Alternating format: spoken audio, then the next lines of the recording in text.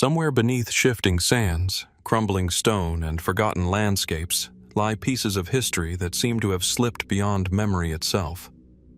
Entire cities vanished, records disappeared, and once powerful cultures faded, leaving only fragments and unanswered questions behind.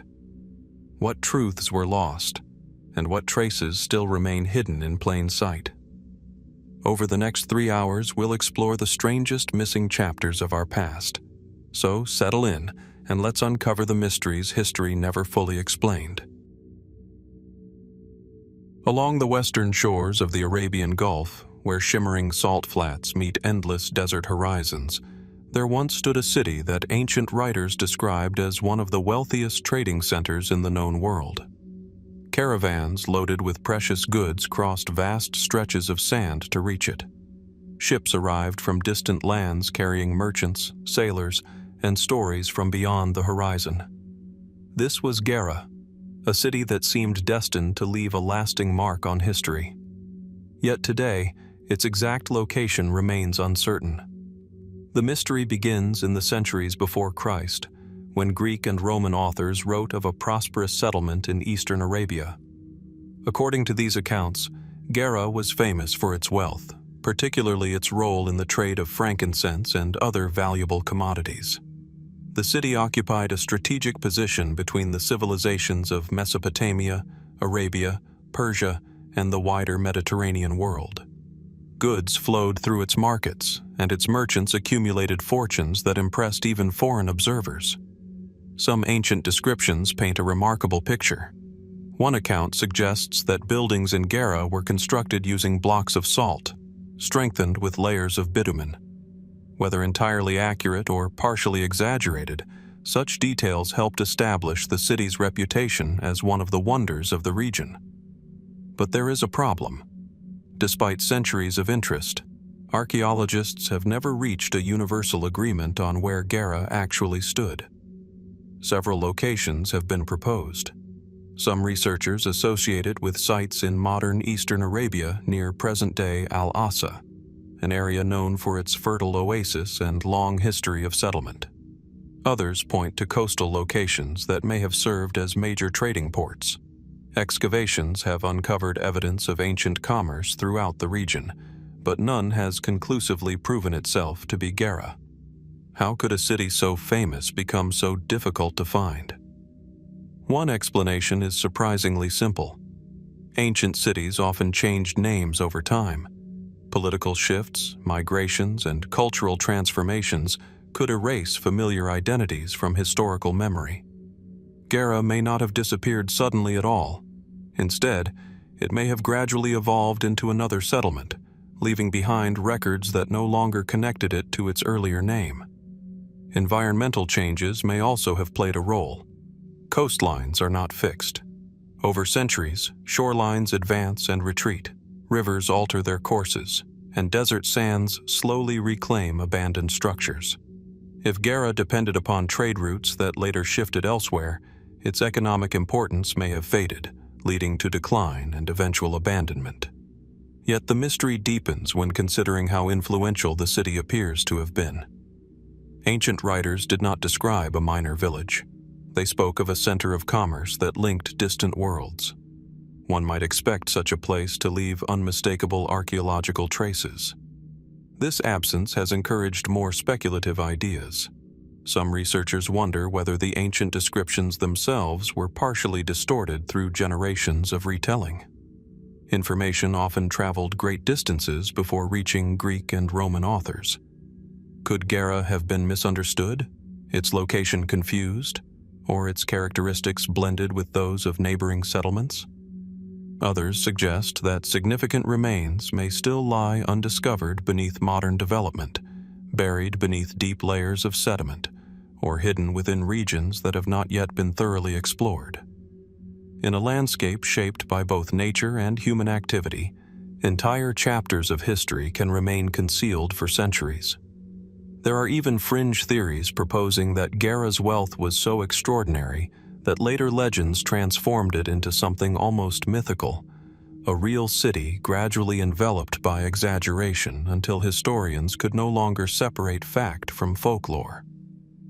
While there is little evidence for such claims, they illustrate how powerfully the mystery continues to capture the imagination.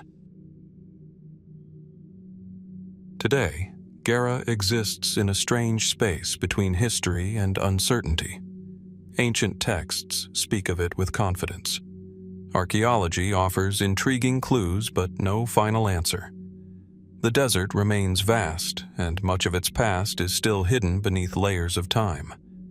Somewhere beneath the sands, beneath forgotten trade routes and vanished coastlines, traces of Gerrha may still wait to be uncovered. The question is whether future discoveries will finally reveal the city's true location, or whether one of Arabia's greatest lost cities will continue to remain just beyond our reach.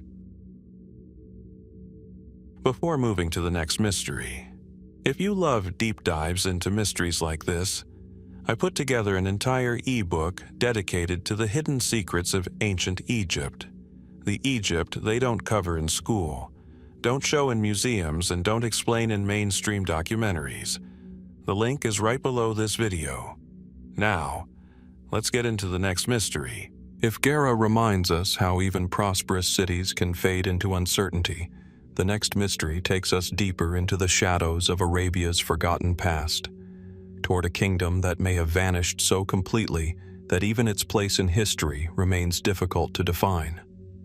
Across the Arabian Peninsula, immense deserts stretch beyond the horizon like frozen oceans of sand. Winds move slowly across ancient caravan routes, reshaping dunes that have concealed traces of human activity for thousands of years.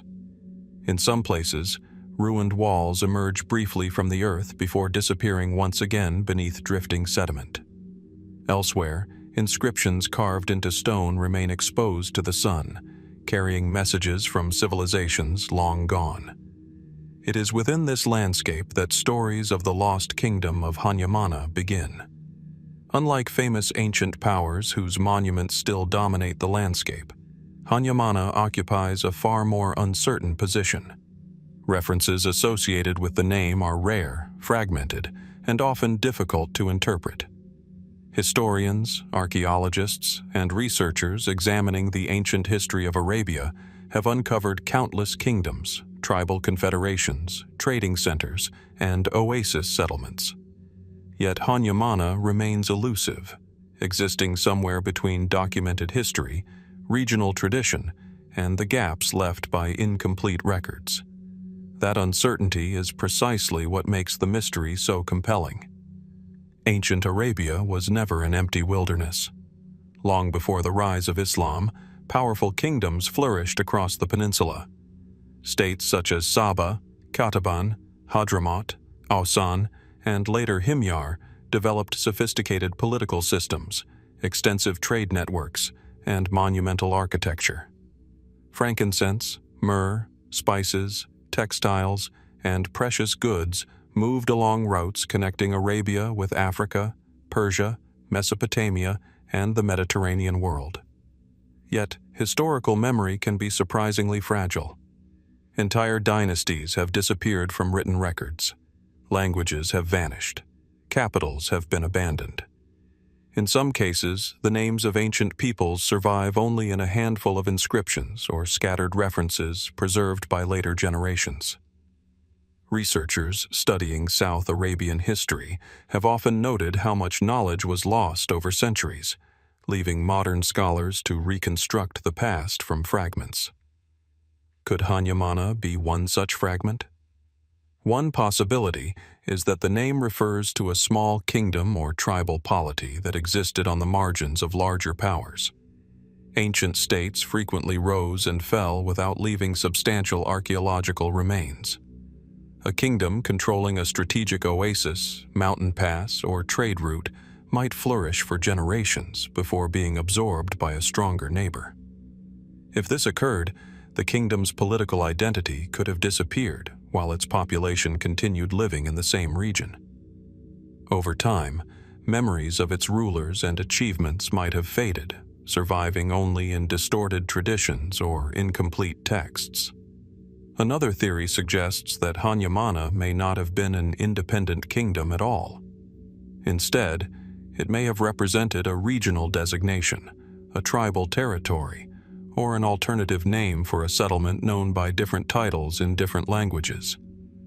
Such confusion was not uncommon in antiquity. Greek, Roman, Persian, and Arabian writers often recorded foreign names differently, creating puzzles that historians continue to unravel centuries later. The geography of Arabia only deepens the mystery. Imagine a settlement hidden within a fertile basin surrounded by harsh desert. Date palms rise around natural springs. Traders arrive from distant regions carrying goods and news from lands hundreds of miles away. Stone towers overlook caravan roads that disappear into shimmering heat. For generations, the settlement prospers. Then circumstances change. Perhaps trade routes shift. New maritime connections reduce the importance of overland commerce. Political alliances collapse. Drought weakens agriculture. Conflict forces populations to migrate elsewhere. Ancient Arabian history contains many examples of societies transformed by such forces. Powerful states expanded rapidly, only to decline when economic conditions changed or rival kingdoms gained influence. Could Hanyamana have suffered a similar fate? Some researchers favor explanations rooted in environmental change. Arabia's climate has fluctuated significantly throughout history. Regions that once supported larger populations sometimes became less hospitable over time. Wells dried up. Agricultural systems failed. Settlements dependent on fragile ecological balances were abandoned. Others point toward the possibility of cultural assimilation rather than destruction. Perhaps Hanyamana did not vanish dramatically. Perhaps it was gradually absorbed into a larger political entity. New rulers arrived. Old names fell out of use. Generations passed. Eventually, only scattered references remained. Beyond these cautious explanations lie more speculative ideas. Certain local traditions throughout Arabia speak of lost communities swallowed by the desert, forgotten cities buried beneath dunes, and ancient peoples whose stories survive only as faint echoes. While such accounts cannot be accepted as historical evidence on their own, they reflect a recurring theme across the peninsula: the belief that much of Arabia's past remains hidden. Some wonder whether significant archaeological sites connected to Hanyamana are still waiting to be discovered beneath unexplored landscapes. Satellite imagery continues to reveal previously unknown structures across desert regions. New technologies have repeatedly shown that seemingly empty terrain can conceal ancient roads, settlements, and fortifications. If such discoveries continue, could they eventually reveal evidence of a kingdom that historians have overlooked? For now, Hanyamana remains a mystery defined as much by absence as by presence. There are no universally accepted ruins, no definitive royal inscriptions, and no clear historical narrative. Instead, there are fragments, possibilities, and questions. And sometimes, those questions are more revealing than answers. In a land where countless generations crossed deserts, built kingdoms, and left their mark upon history, how many stories remain buried beneath the sand? And if Hanyamana truly existed, what traces of its people might still be waiting for someone to uncover them? If the mystery of Hanyamana reminds us how entire kingdoms can fade into uncertainty, the story of the Blemmyes presents a different puzzle, one involving a people who are well documented in ancient sources, yet whose true center of power remains frustratingly difficult to identify. Far from the fertile riverbanks of the Nile, beyond the boundaries of settled farmland, stretches a landscape of stone, sand, and silence. The eastern desert, extending between the Nile Valley and the Red Sea, is a region of rugged mountains, dry riverbeds, and vast expanses where distances seem to blur beneath the relentless sun. For thousands of years, caravans crossed these harsh routes, carrying gold, ivory, incense, and precious goods between Africa, Arabia, and the Mediterranean world. It is here, among these remote deserts, that the trail of the Blemmyes begins. Ancient writers described the Blemmyes as a nomadic or semi-nomadic people inhabiting territories south and east of Roman Egypt. Their presence appears in Greek, Roman, and later Byzantine records, often in connection with trade, diplomacy, and conflict along the empire's southern frontier. For centuries, they occupied a strategic position between powerful civilizations, controlling routes that linked distant regions through the deserts of northeastern Africa. Yet despite their historical visibility, one question continues to challenge researchers.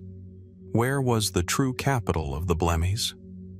The answer is surprisingly elusive. Unlike many ancient kingdoms that left behind monumental cities, royal palaces, or extensive inscriptions proclaiming their achievements, the Blemmyes left a more fragmented archaeological footprint. Historical sources confirm their existence. Ancient records mention their leaders. Diplomatic agreements and military encounters involving them are documented. But when historians attempt to identify a single political capital, certainty begins to disappear. Part of the difficulty lies in understanding the nature of the Blemmyes themselves. Were they a centralized kingdom governed from a permanent capital? Or were they a confederation of groups whose political centers shifted according to circumstance? In regions where mobility was often essential for survival, power did not always depend upon fixed cities. Leadership could be exercised across networks of settlements, trade routes, and seasonal territories, rather than from a single monumental seat of government. This possibility complicates the search. Nevertheless, several locations have emerged as candidates. Among the most frequently discussed sites is the region surrounding the ancient city of Kalabsha, known in antiquity as Talmis. Located along the Nile, Talmis occupied a strategic position connecting desert routes with river transport. Historical evidence suggests that the Blemmyes exerted influence over this area during portions of late antiquity. Some researchers have therefore proposed that Talmis may have served as an important administrative or political center. The ruins that survive today hint at a place where different cultures met and interacted. Temples, inscriptions, and fortifications reflect centuries of changing political realities. Yet evidence directly identifying Talmis as the undisputed capital of the Blemmyes remains incomplete. Another important location is the temple complex of Kalabsha itself. During the later centuries of Roman rule, the site appears to have retained religious significance.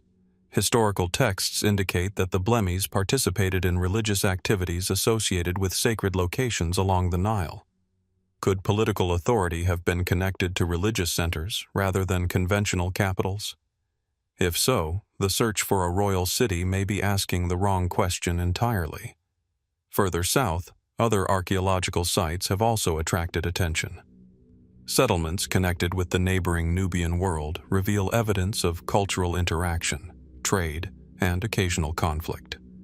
Some scholars suggest that the Blemmyes may have operated from multiple centers simultaneously, adapting their political structures to the realities of desert life and regional commerce.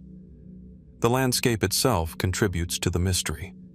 The eastern desert preserves some archaeological remains remarkably well, while concealing others almost completely. Ancient wells become buried. Caravan stations collapse beneath rock and sand. Seasonal settlements leave only faint traces. A city that once served as an important center could gradually vanish from view if its buildings were constructed from materials vulnerable to time and erosion. Environmental factors may also have altered the ancient geography. Routes that were once vital can become abandoned. Water sources can diminish. Economic networks shift. Over centuries, entire regions may lose the strategic importance that once sustained them. Yet there are aspects of the mystery that extend beyond archaeology. Ancient accounts often portrayed the Blemmyes as mysterious desert peoples living beyond the familiar boundaries of the classical world. Some descriptions blended observation with rumor, creating images that were not always entirely reliable. Medieval writers inherited certain legends and occasionally repeated extraordinary claims about distant peoples inhabiting remote lands. Over time, the Blemmyes became surrounded by a haze of myth as well as history. This mixture of fact and legend has inspired more speculative theories. Some suggest that a major Blemmian center remains undiscovered somewhere deep within the eastern desert, hidden along forgotten caravan corridors that have yet to be fully investigated.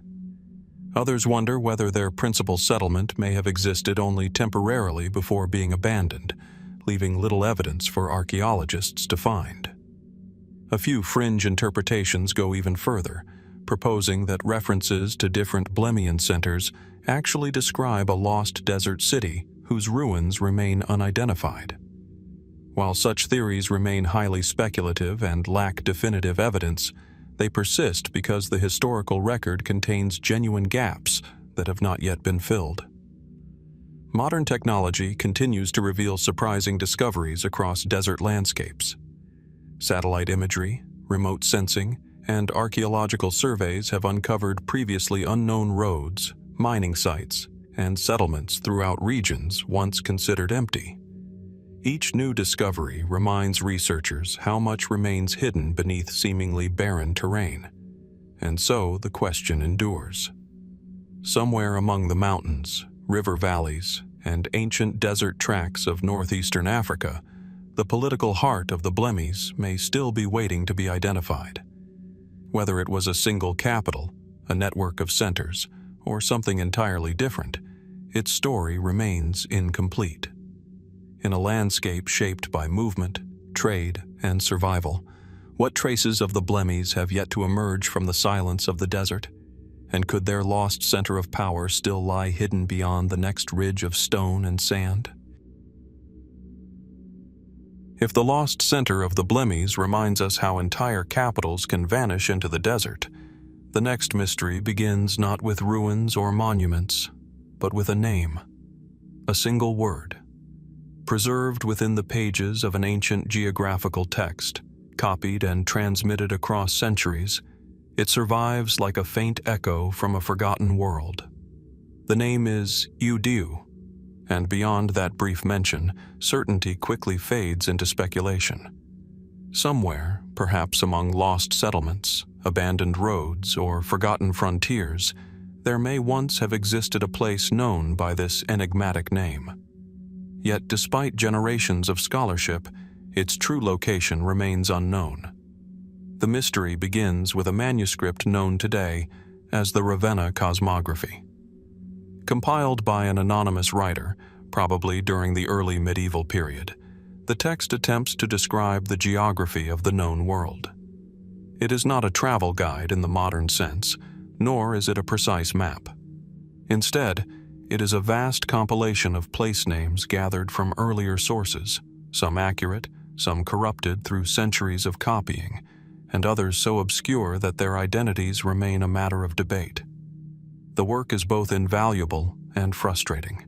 Within its pages appear hundreds of names associated with cities, regions, rivers, and settlements stretching across Europe, North Africa, and parts of Asia. Some locations can be identified with confidence. Others remain uncertain. A few seem to have vanished entirely from history. Among these puzzling entries is Iudeu. At first glance, the mystery may appear simple.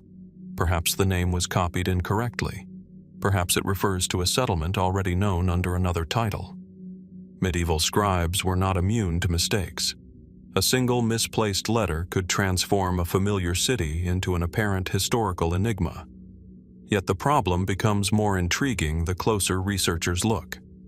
The Ravenna Cosmography preserves information from sources that are often far older than the manuscript itself.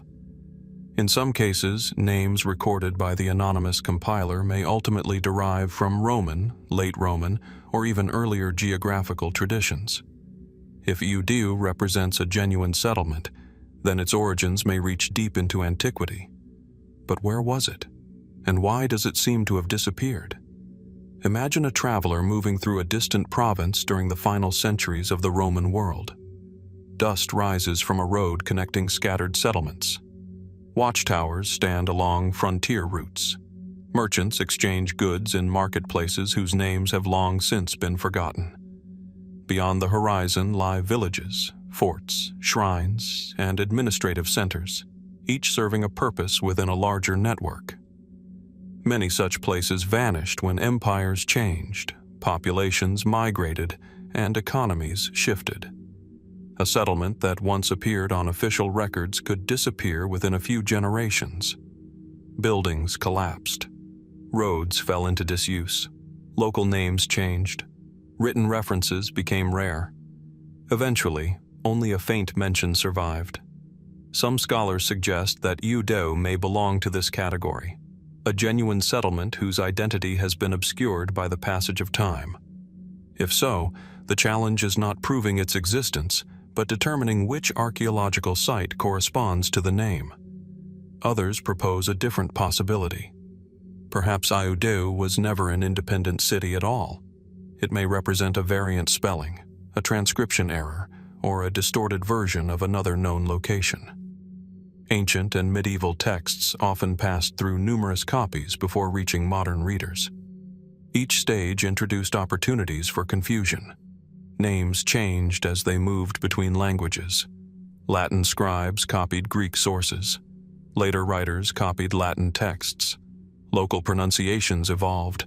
Entire words shifted form over centuries.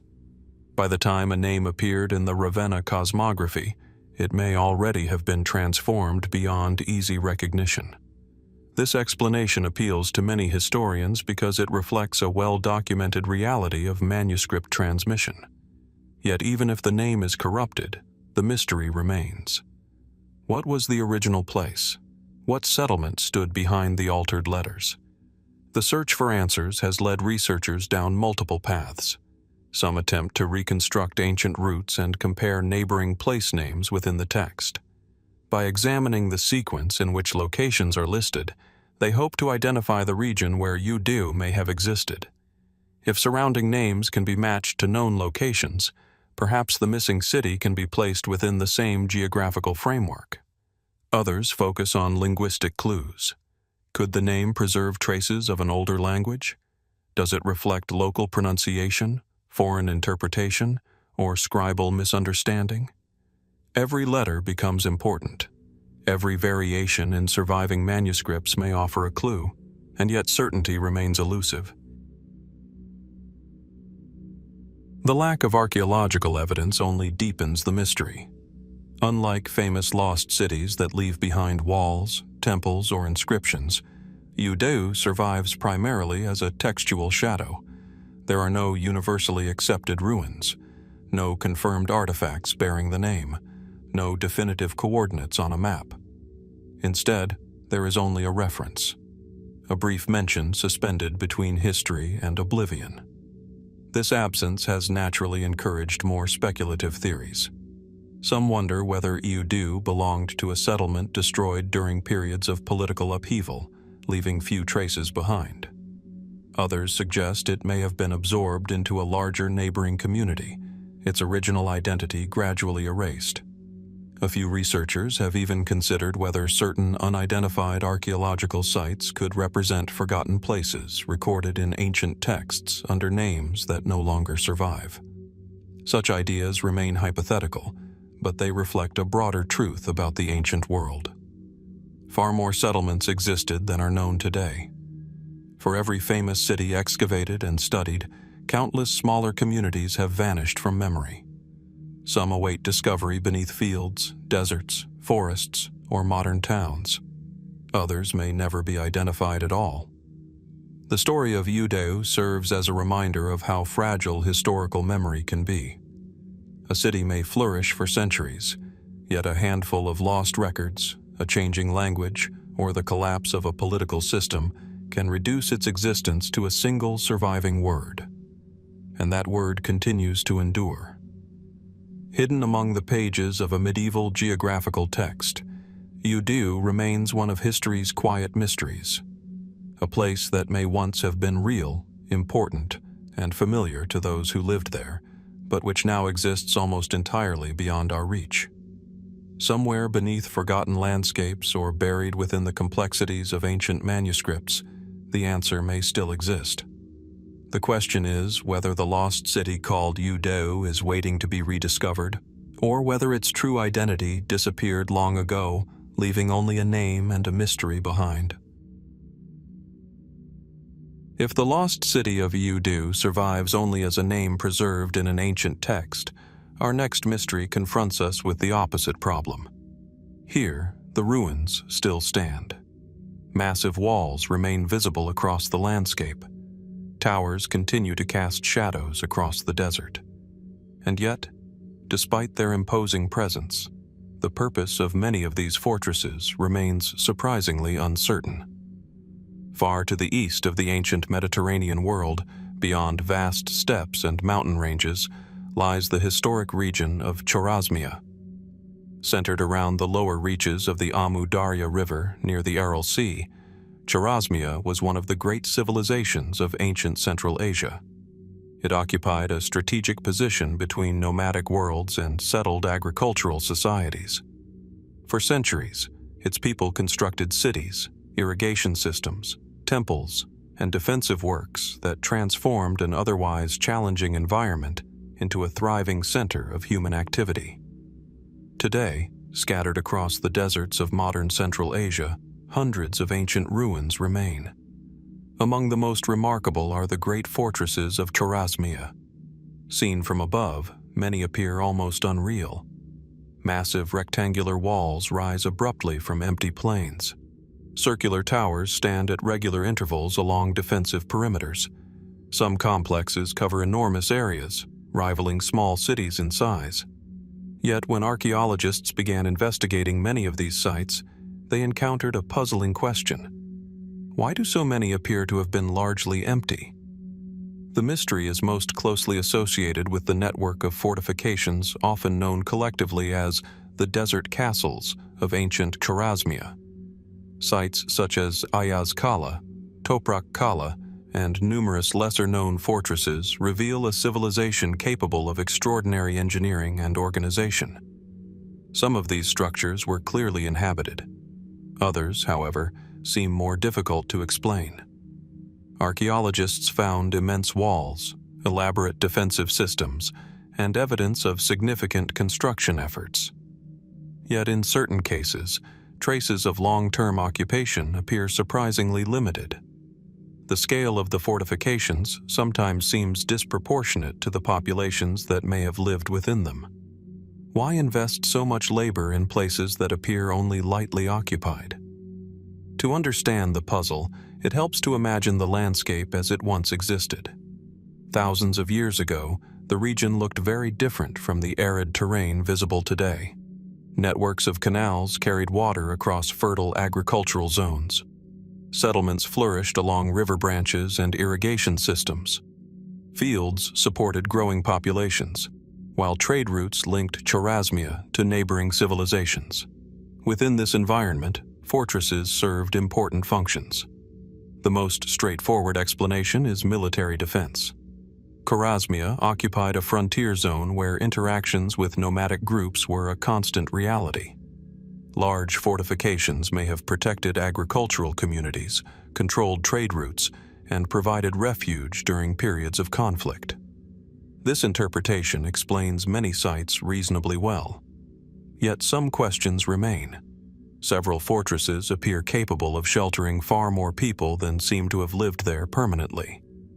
In certain locations, evidence suggests that occupation was intermittent or relatively brief.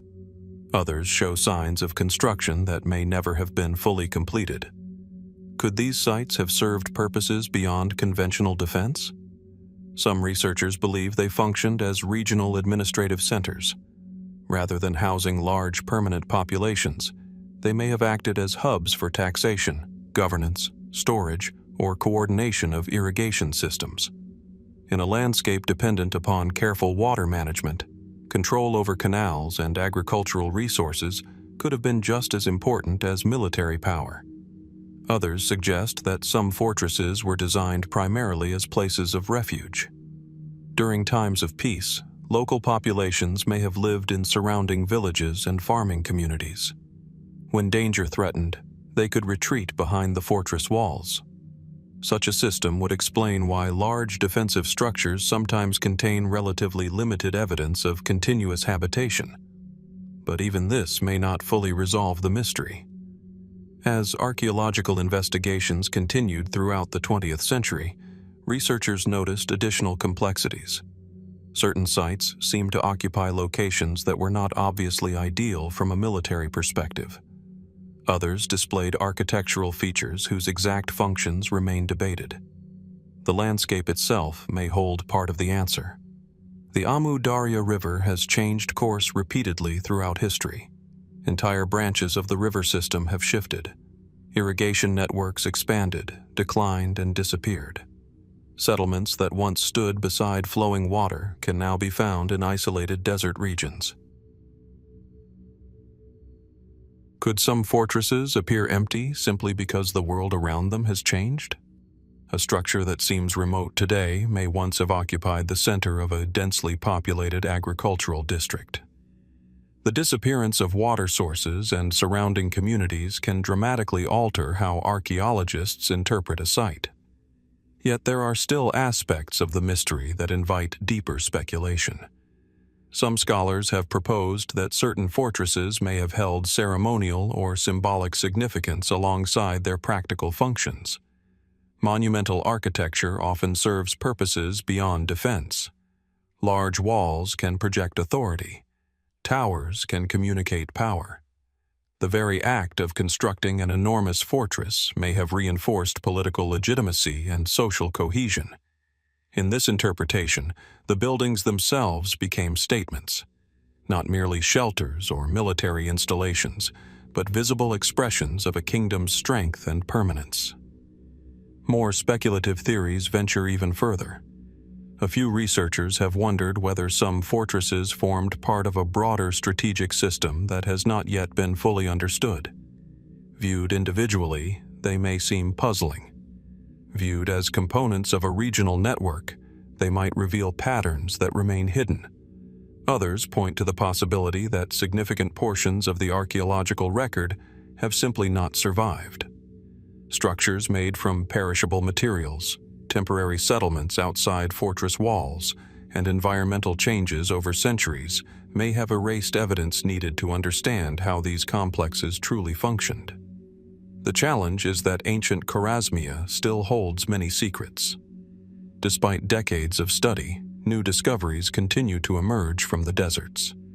Remote sensing technology has identified previously unknown sites. Excavations have revealed unexpected architectural features. Entire settlements have been mapped in regions once thought to be empty. Each discovery adds detail to the picture. Yet each answer often creates new questions. Standing before the towering walls of these ancient fortresses, it is difficult not to feel a sense of mystery. Their builders invested extraordinary effort in creating structures that have endured for centuries.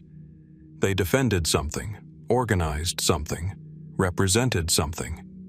But exactly what role did each fortress play in the larger story of Chorasmian civilization?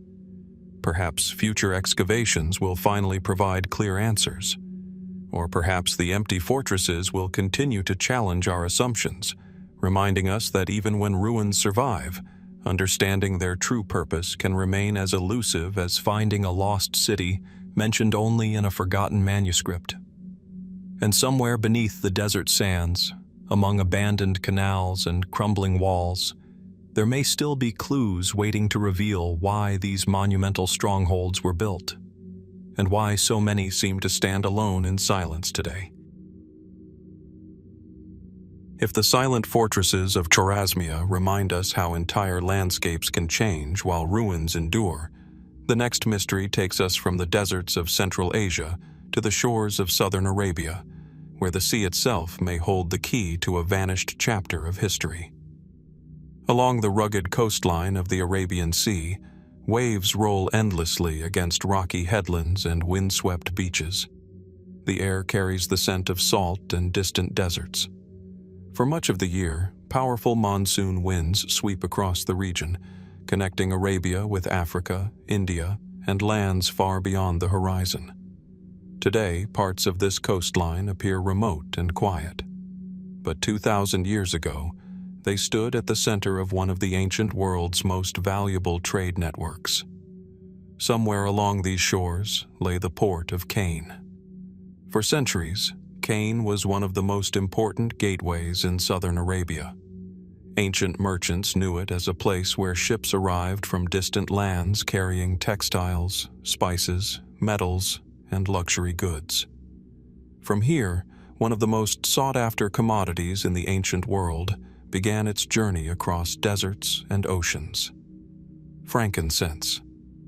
Harvested from trees growing in southern Arabia, this fragrant resin was prized in temples, palaces, and marketplaces throughout the ancient world. It burned in religious ceremonies, perfumed royal courts, and traveled thousands of miles through networks of trade that linked continents together. Kane stood near the heart of this commerce. Ancient sources provide valuable glimpses into its significance. The most famous comes from the Periplus of the Erythraean Sea, a Greek maritime guide written during the 1st century AD. The text describes Kane as a major harbor connected to the kingdom of Hadramaut, serving as a critical center for regional and international trade. The description leaves little doubt about the port's importance. Ships sailing from Egypt, East Africa, India, and Arabia knew its waters.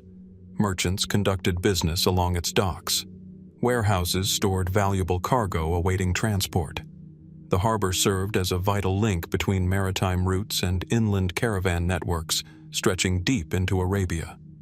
Yet despite its prominence, Kane eventually disappeared, not merely declining in importance, but fading from the historical record with surprising completeness.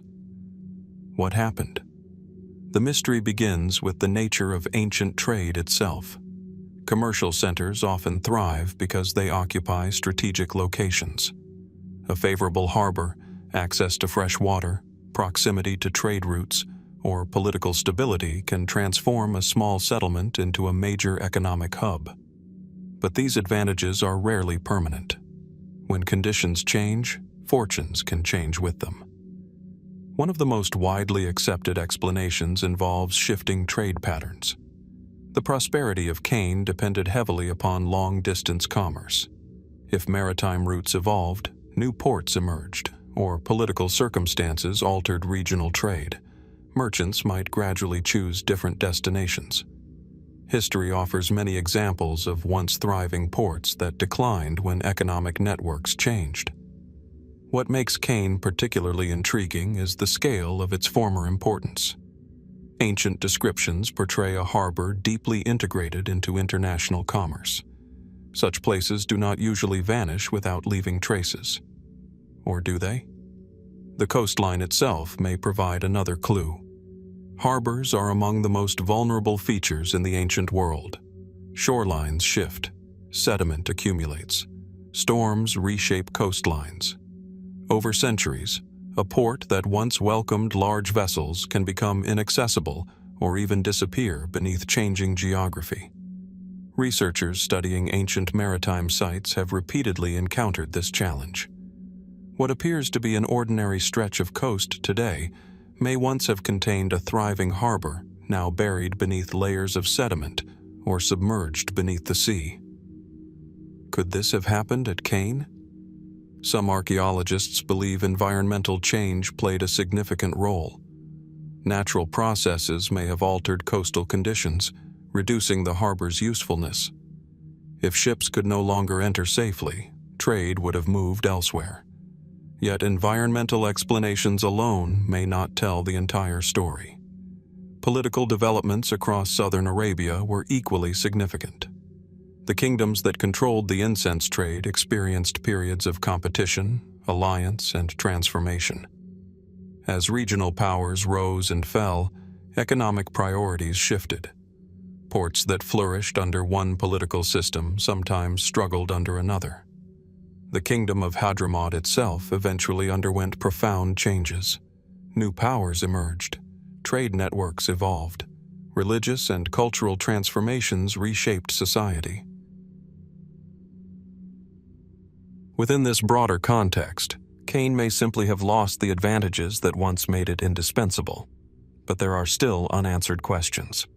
Archaeological investigations have identified sites that many researchers associate with ancient Kane, particularly near the modern area of Bir Ali in Yemen. Ruins, artifacts, and evidence of long-distance trade support the connection. Yet even here, the full story remains incomplete. Excavations reveal activity. They reveal commerce. They reveal human presence. But they do not fully explain how such an important port faded from prominence. The mystery becomes even more compelling when viewed through the lens of the ancient incense trade. For centuries, frankincense connected distant civilizations through a network that stretched across deserts and oceans. Kane occupied a strategic position within that network. Its merchants participated in a system that influenced economies, religions, and cultures across vast regions. Then, gradually, the system changed. Alternative trade routes emerged. Demand fluctuated. Political realities shifted. A harbor that once stood at the crossroads of the ancient world became increasingly peripheral. Some researchers see this as a familiar pattern of historical decline. Others wonder whether important pieces of the story remain hidden.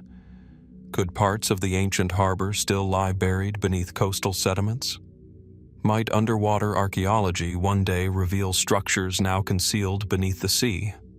Are there records, inscriptions, or artifacts yet to be discovered that could explain Kane's final centuries more clearly? More speculative theories occasionally suggest catastrophic events, a major storm, a sudden environmental shift, or regional upheaval that accelerated the port's decline. While evidence for such scenarios remains limited, they persist because the available historical record contains significant gaps, and gaps have a way of inviting questions. Standing on the southern Arabian coast today, it is difficult to imagine the bustling harbor described by ancient sailors. The warehouses are gone. The merchant fleets have vanished. The voices of traders speaking dozens of languages have long since fallen silent. Yet somewhere beneath the sands, beneath layers of history and changing shorelines, traces of Kane almost certainly remain. The sea that once brought wealth and opportunity to its harbor still washes against the coast, concealing secrets accumulated over centuries. And perhaps that is what makes the mystery so enduring. How does a port known across the ancient world fade so completely from memory? And what evidence of its final days may still be waiting beneath the shoreline, hidden between the desert and the sea? If the mystery of Kane centers on a vanished harbor and the silence left behind by fading trade routes, our next story concerns a different kind of disappearance, not of a city, but of its memory. For in the ancient world, cities were built from more than stone and mud brick. They were also built from records, inventories, treaties, letters, tax accounts, diplomatic messages, and royal decrees formed the written memory of a civilization. When those records survived, they allowed future generations to glimpse the lives of people separated from us by thousands of years. And when they vanished, entire chapters of history could disappear with them. In northern Syria, rising above the surrounding plains like an artificial hill created by centuries of human occupation, stands the great archaeological site of Tel Mardik. Beneath its layers of earth lie the remains of ancient Ebla, one of the most remarkable cities of the 3rd millennium BC.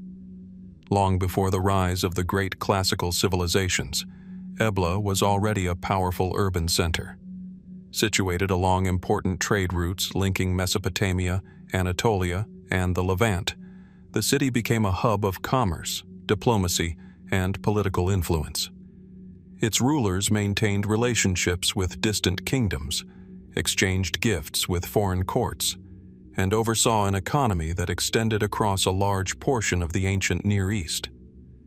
Yet for much of modern history, Ebla was forgotten. Its rediscovery during the 20th century transformed the study of the ancient world. Among the most extraordinary discoveries were thousands of clay tablets found within the ruins of the city's royal archives.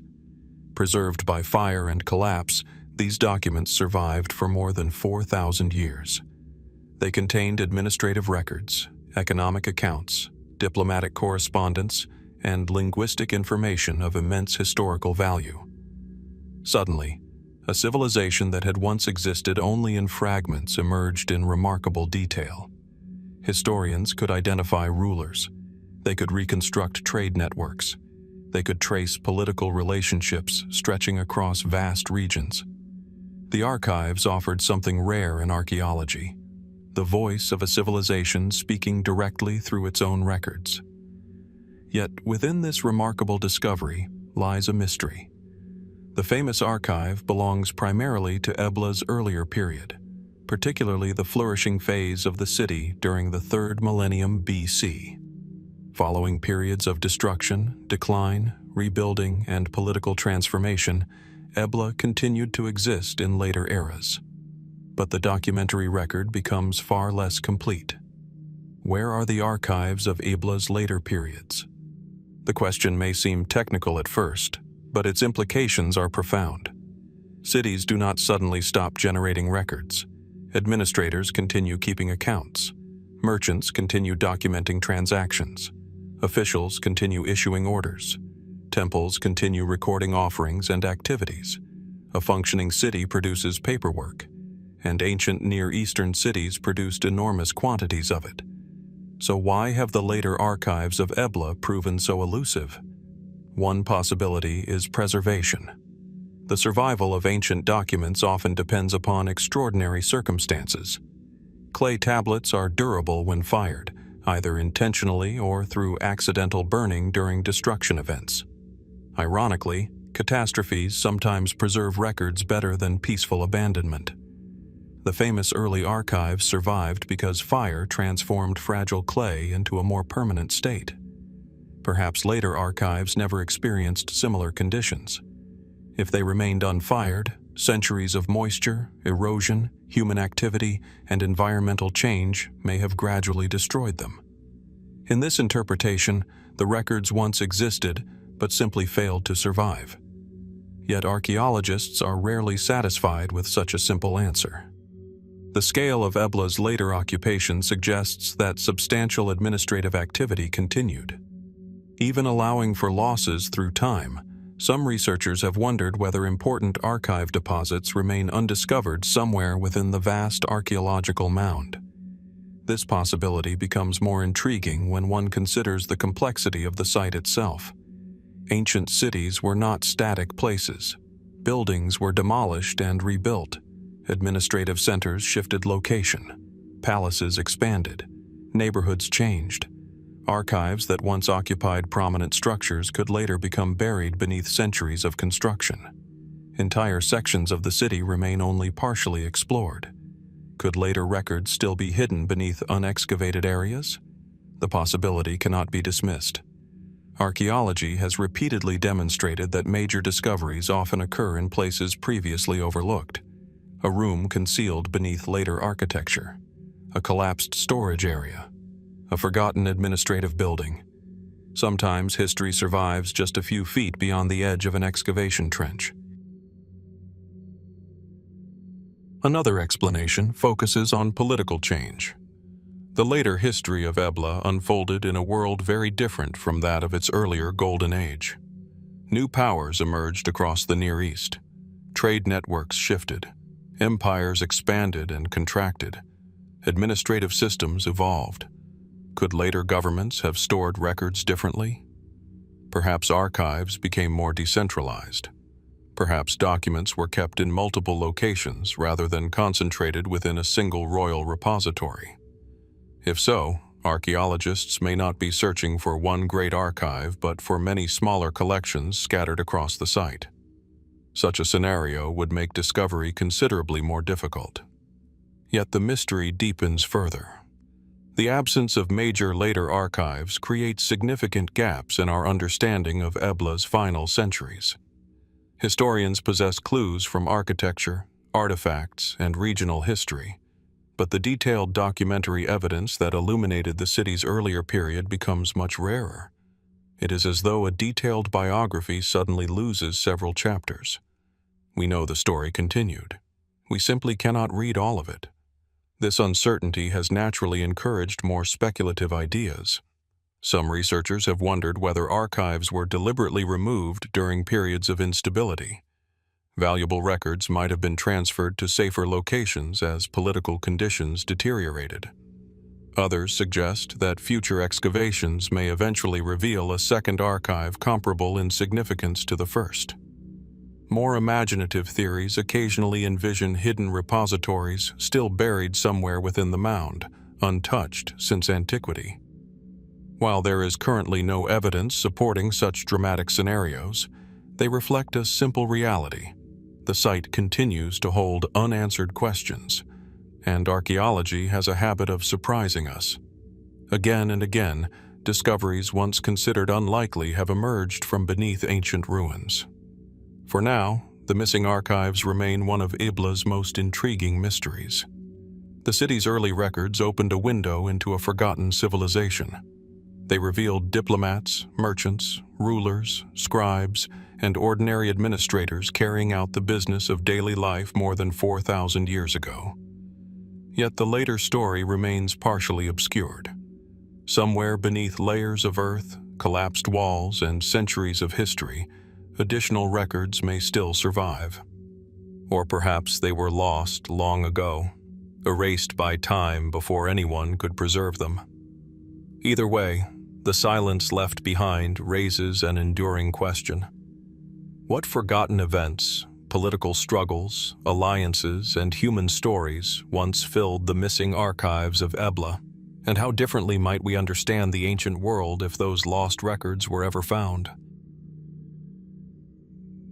If the missing archives of Ebla remind us how easily the written memory of a civilization can disappear, our next mystery takes us to one of the most famous cities of the ancient world, a place where record-keeping was elevated to an art, where generations of scribes carefully documented the rhythms of daily life, and where, despite centuries of scholarship, significant portions of that documentary legacy remain missing. The story begins in ancient Babylon. Imagine approaching the city at dawn. The waters of the Euphrates reflect the first light of morning. Massive walls rise above the surrounding plain. Temples, palaces, markets, and residential districts stretch across the landscape. Priests perform rituals. Merchants prepare their goods. Scribes sit in quiet chambers, pressing reed styluses into soft clay. At the spiritual heart of this great city stood Esagila. Dedicated to the god Marduk, Esagila was not merely a temple. It was one of the most important religious institutions in Mesopotamian history. For centuries, kings sponsored its restoration. Priests maintained its ceremonies. Scholars studied its traditions. Pilgrims and officials visited its sacred precincts. The temple occupied a central place in Babylonian religious and political life, and like many major institutions of the ancient Near East, it generated records. Lots of records. Ancient temples were not only places of worship, they were administrative centers, economic organizations, educational institutions, and repositories of knowledge. Their officials tracked land holdings, agricultural production, donations, legal agreements, ritual schedules, and financial transactions. Scholars attached to temple complexes copied texts, preserved traditions, and maintained archives. Given Esagila's immense importance, historians would expect a substantial documentary record. Indeed, many texts connected to Babylon and its religious life have survived. Yet, a mystery remains. Where are the missing records of Esagila?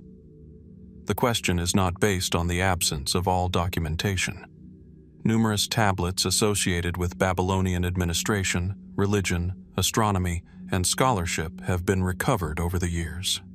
Researchers possess valuable records connected to the city and its institutions. but many scholars believe that only a fraction of the temple's original archives have survived. The scale of the discrepancy is striking. Esagila functioned for centuries under multiple dynasties and empires. It remained important through periods of Babylonian, Persian, Hellenistic, and later rule. Generations of priests and administrators must have produced enormous quantities of written material. Yet much of that record is gone. To understand why, it helps to consider the vulnerability of archives. Clay tablets are remarkably durable under the right conditions. Some have survived for thousands of years. But survival is often accidental. Archives can be dispersed, reused, looted, destroyed, or simply lost beneath layers of later occupation. A single fire may preserve one collection while another disappears forever. A building collapse may protect one room while crushing another. The archaeological record is not a complete library. It is a collection of fragments preserved by chance. This explanation accounts for part of the mystery. Babylon experienced repeated episodes of conquest, rebuilding, and transformation. Armies entered the city. Dynasties changed. Structures were modified or demolished. Over centuries, countless opportunities existed for records to be damaged or removed. Yet the puzzle persists because of what Esagila represented. This was not a minor local shrine. It was one of the most significant religious centers in Mesopotamia. Its priests played important roles in royal ceremonies. Its traditions influenced the broader religious life of the region. Its scholars contributed to intellectual and astronomical developments that would echo across centuries. A temple of such importance should have produced archives of extraordinary scale. Where did they go? One possibility is that many records remain undiscovered. The archaeology of Babylon is extraordinarily complex. Ancient construction, later occupation, environmental change, and modern challenges have all affected the preservation of the site. Significant portions of the ancient city remain difficult to investigate fully. Could archive rooms still lie buried beneath unexcavated areas? The idea is not as far-fetched as it may seem. Some of the most important textual discoveries in Mesopotamian archaeology emerged unexpectedly.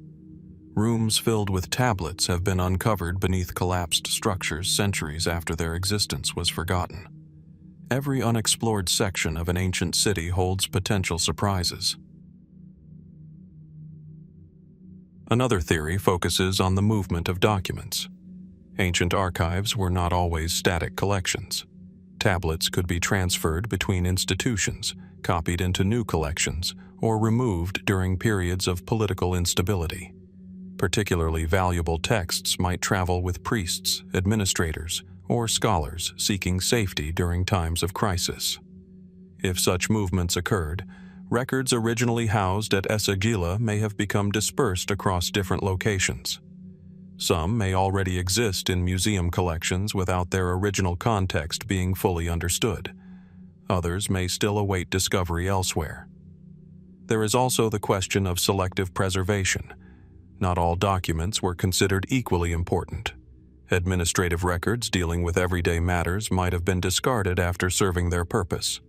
Religious texts and scholarly works may have been copied repeatedly, while routine accounts gradually vanished. This process could create a distorted historical picture. Modern researchers might possess ceremonial texts while lacking the ordinary records that reveal how the institution functioned day to day. In this sense, the mystery is not only about what is missing, but about what kinds of information are missing. The gaps themselves tell a story. More speculative ideas occasionally emerge as well. Some researchers have wondered whether significant archives were intentionally hidden during periods of political upheaval. Others suggest that portions of Esagila's documentary legacy may still exist in undiscovered repositories associated with priestly families or administrative networks. There is currently no definitive evidence supporting such scenarios. Yet history offers examples of archives concealed, relocated, or forgotten for centuries before reappearing unexpectedly.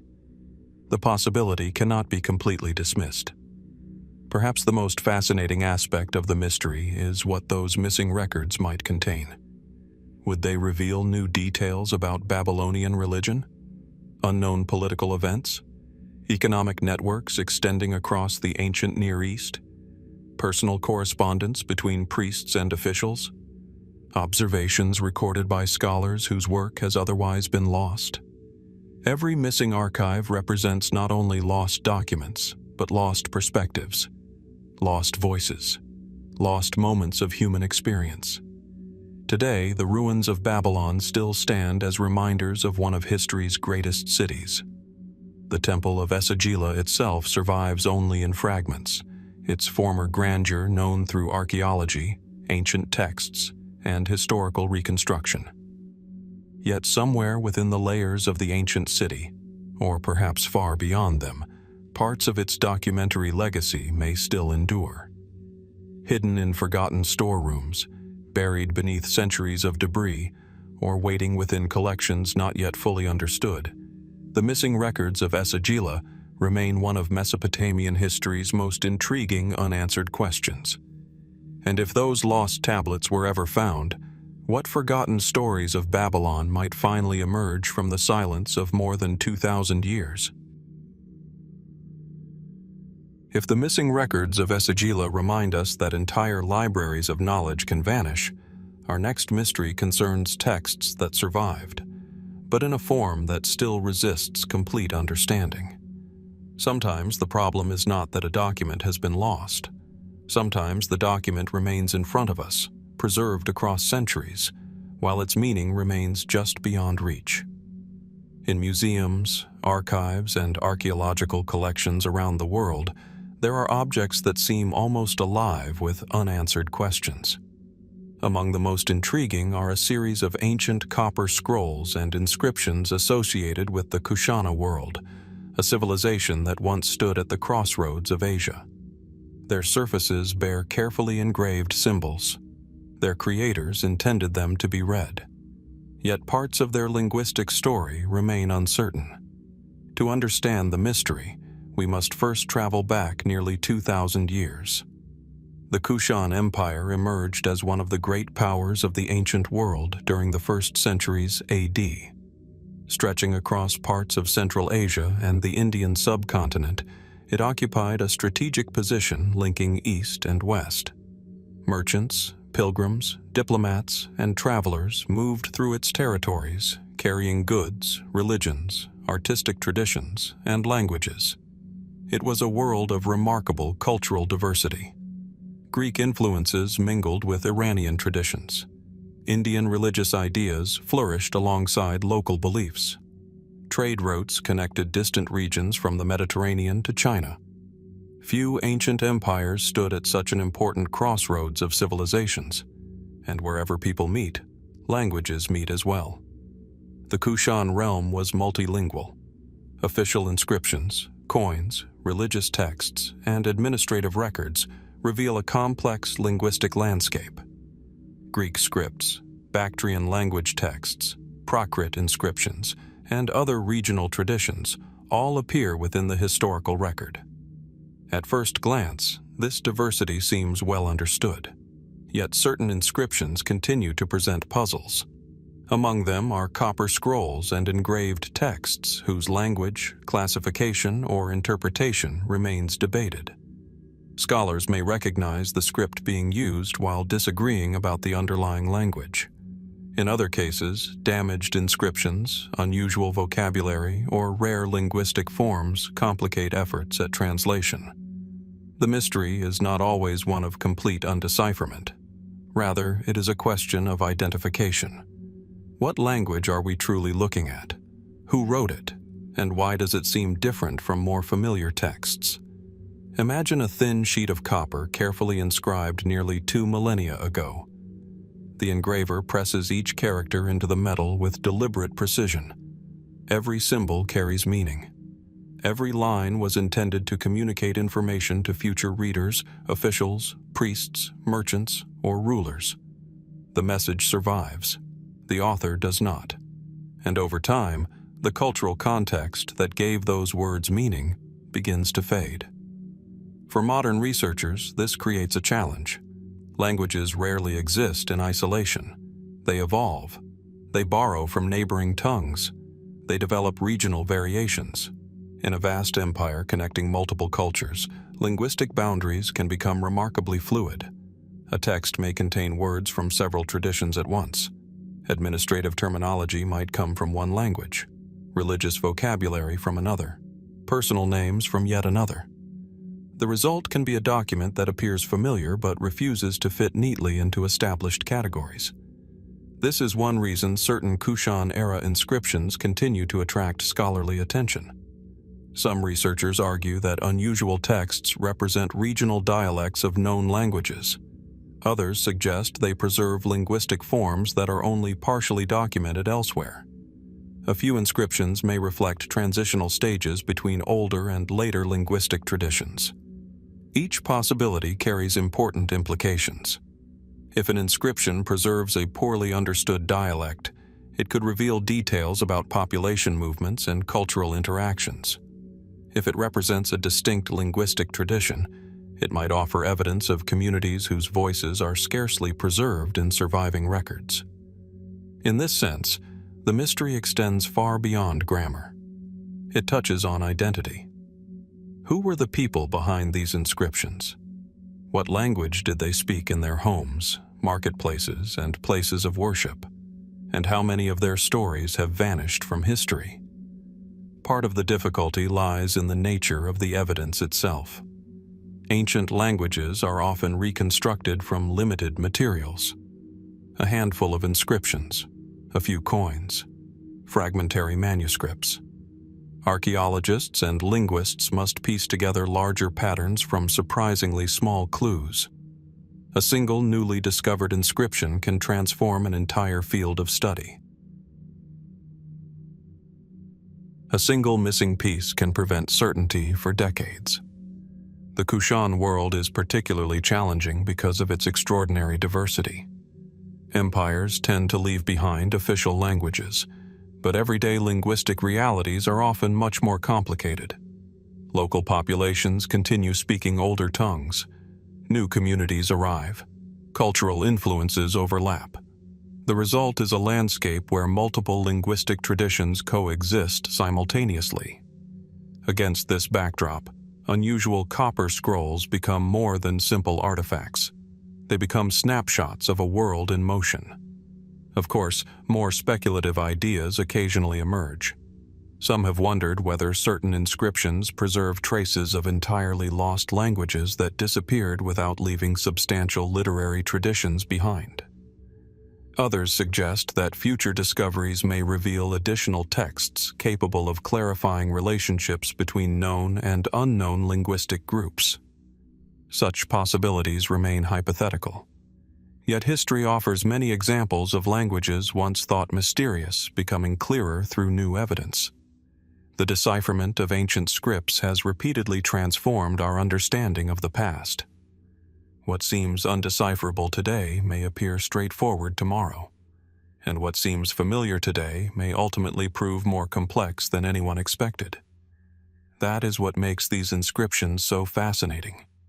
Unlike a lost city, they are already in our possession. Unlike a missing archive, they have survived. The mystery lies within the symbols themselves. Each engraved line represents a message sent across centuries. A voice speaking from an ancient empire whose peoples connected continents, exchanged ideas, and shaped the course of history. Yet parts of that voice remain difficult to hear clearly. Perhaps future discoveries will uncover additional inscriptions that provide the missing context. Perhaps advances in linguistic analysis will reveal patterns that have gone unnoticed. Or perhaps somewhere in an unexplored collection, a forgotten artifact already contains the key. Until then, the copper scrolls continue to guard their secrets. And in the silent space between what can be read and what remains uncertain, a question lingers. How many lost languages, forgotten identities, and untold stories are still hidden within the inscriptions of the Kushan world, waiting for someone to finally understand what they have been saying all along?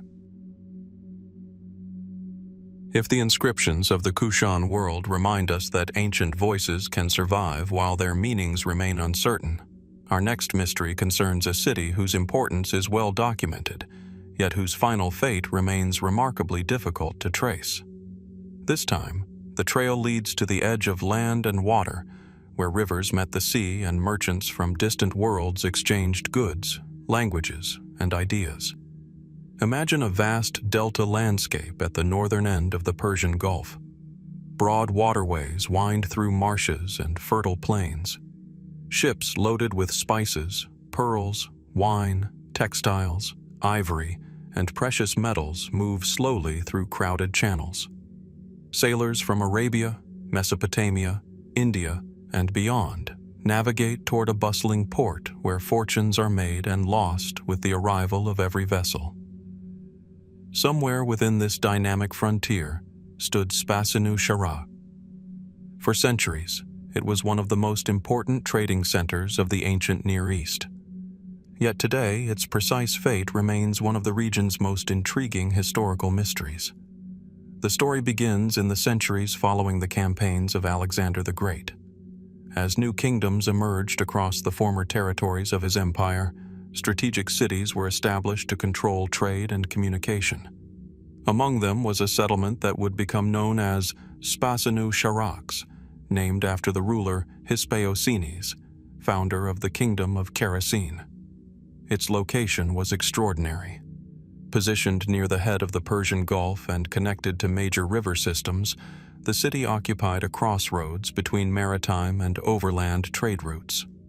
Goods arriving from India and Arabia could move inland toward Mesopotamia. Products from the interior could be exported across the sea to distant markets. Few locations were better suited for commerce. Ancient writers recognized its importance. Greek and Roman geographers described the city as a major commercial hub. Merchants traveling between east and west passed through its markets. Ships crowded its harbors. Administrators collected taxes and oversaw trade flowing through one of the most valuable economic corridors of the ancient world. For a time, Spasinou Charax appeared destined for lasting prominence. Yet history had other plans. One of the first clues to the mystery lies in the environment itself. Unlike cities built upon stable terrain, Spasinou Charax occupied a region shaped by rivers, floods, sediment, and constant geographical change. The great waterways feeding into the northern Gulf continuously carried enormous amounts of silt. Over centuries, coastlines advanced. River channels shifted. Marshes expanded and contracted. The landscape was never still. Ancient writers occasionally noted these changes.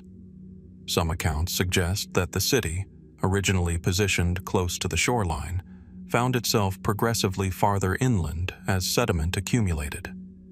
What had once been a maritime center may gradually have become separated from the waters that sustained its prosperity.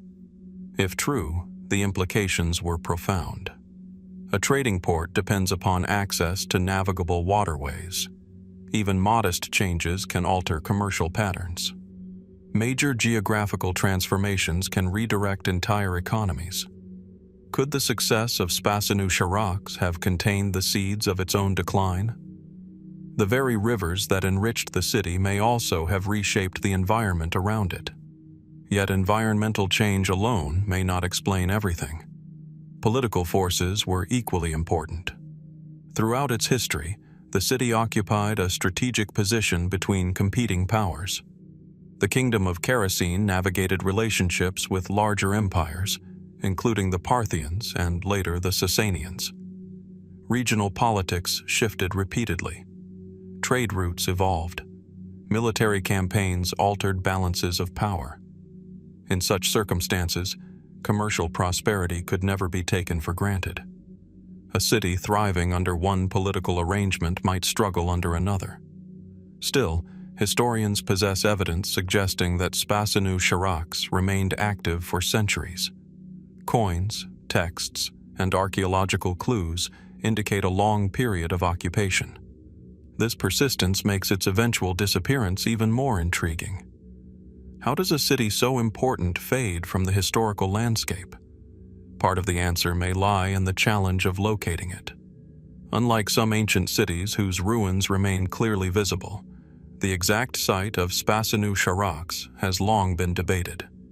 Researchers have proposed various locations within the complex riverine environment of southern Mesopotamia. Geological change has transformed the region dramatically since antiquity. Ancient shorelines no longer exist where they once did. River channels have migrated. Sediments have buried older landscapes beneath layers of mud and alluvium. A city could disappear not because it was destroyed, but because the earth itself slowly concealed it. This possibility has fascinated archaeologists for generations. Imagine standing on a seemingly ordinary plain. Beneath your feet lie centuries of accumulated sediment deposited by rivers. Somewhere below those layers may rest streets, warehouses, temples, docks, and marketplaces that once connected continents. The city is not gone. It is hidden. And yet the mystery extends beyond simple geography.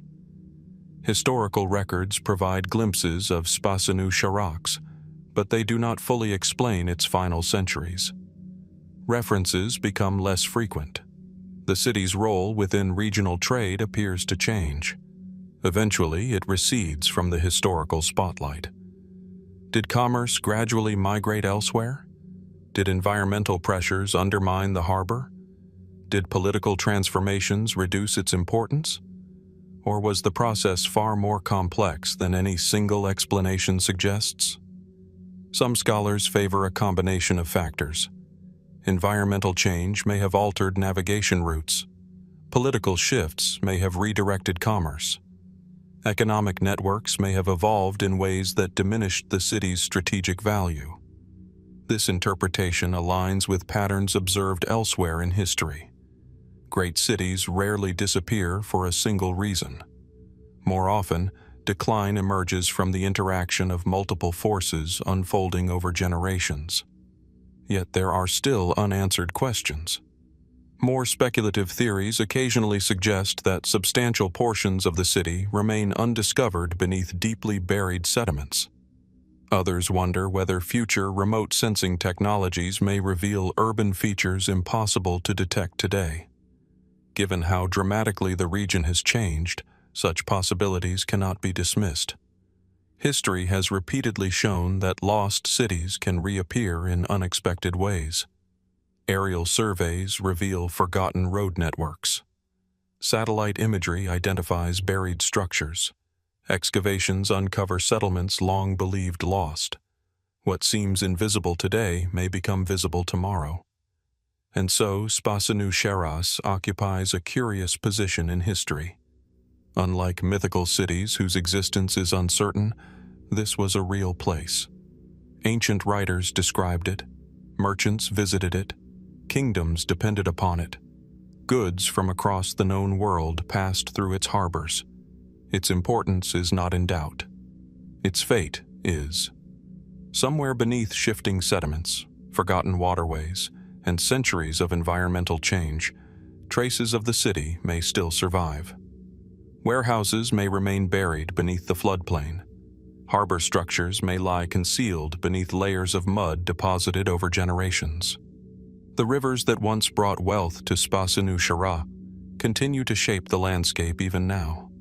And perhaps that is the heart of the mystery. How does one of the ancient world's great trading cities simply fade from view? And if its remains still rest beneath the changing earth, what stories of commerce, exploration, and human ambition are waiting to emerge from the silence below? If the vanished trading city of Spasinou Charax reminds us how rivers and coastlines can erase even the busiest centers of commerce, our next mystery follows another harbor whose name survives in ancient texts, yet whose precise story remains frustratingly incomplete. This time, the journey takes us to the shores of the Red Sea, where desert mountains descend toward narrow coastal plains and where, for centuries, merchants crossed between Africa, Arabia, and the wider ancient world.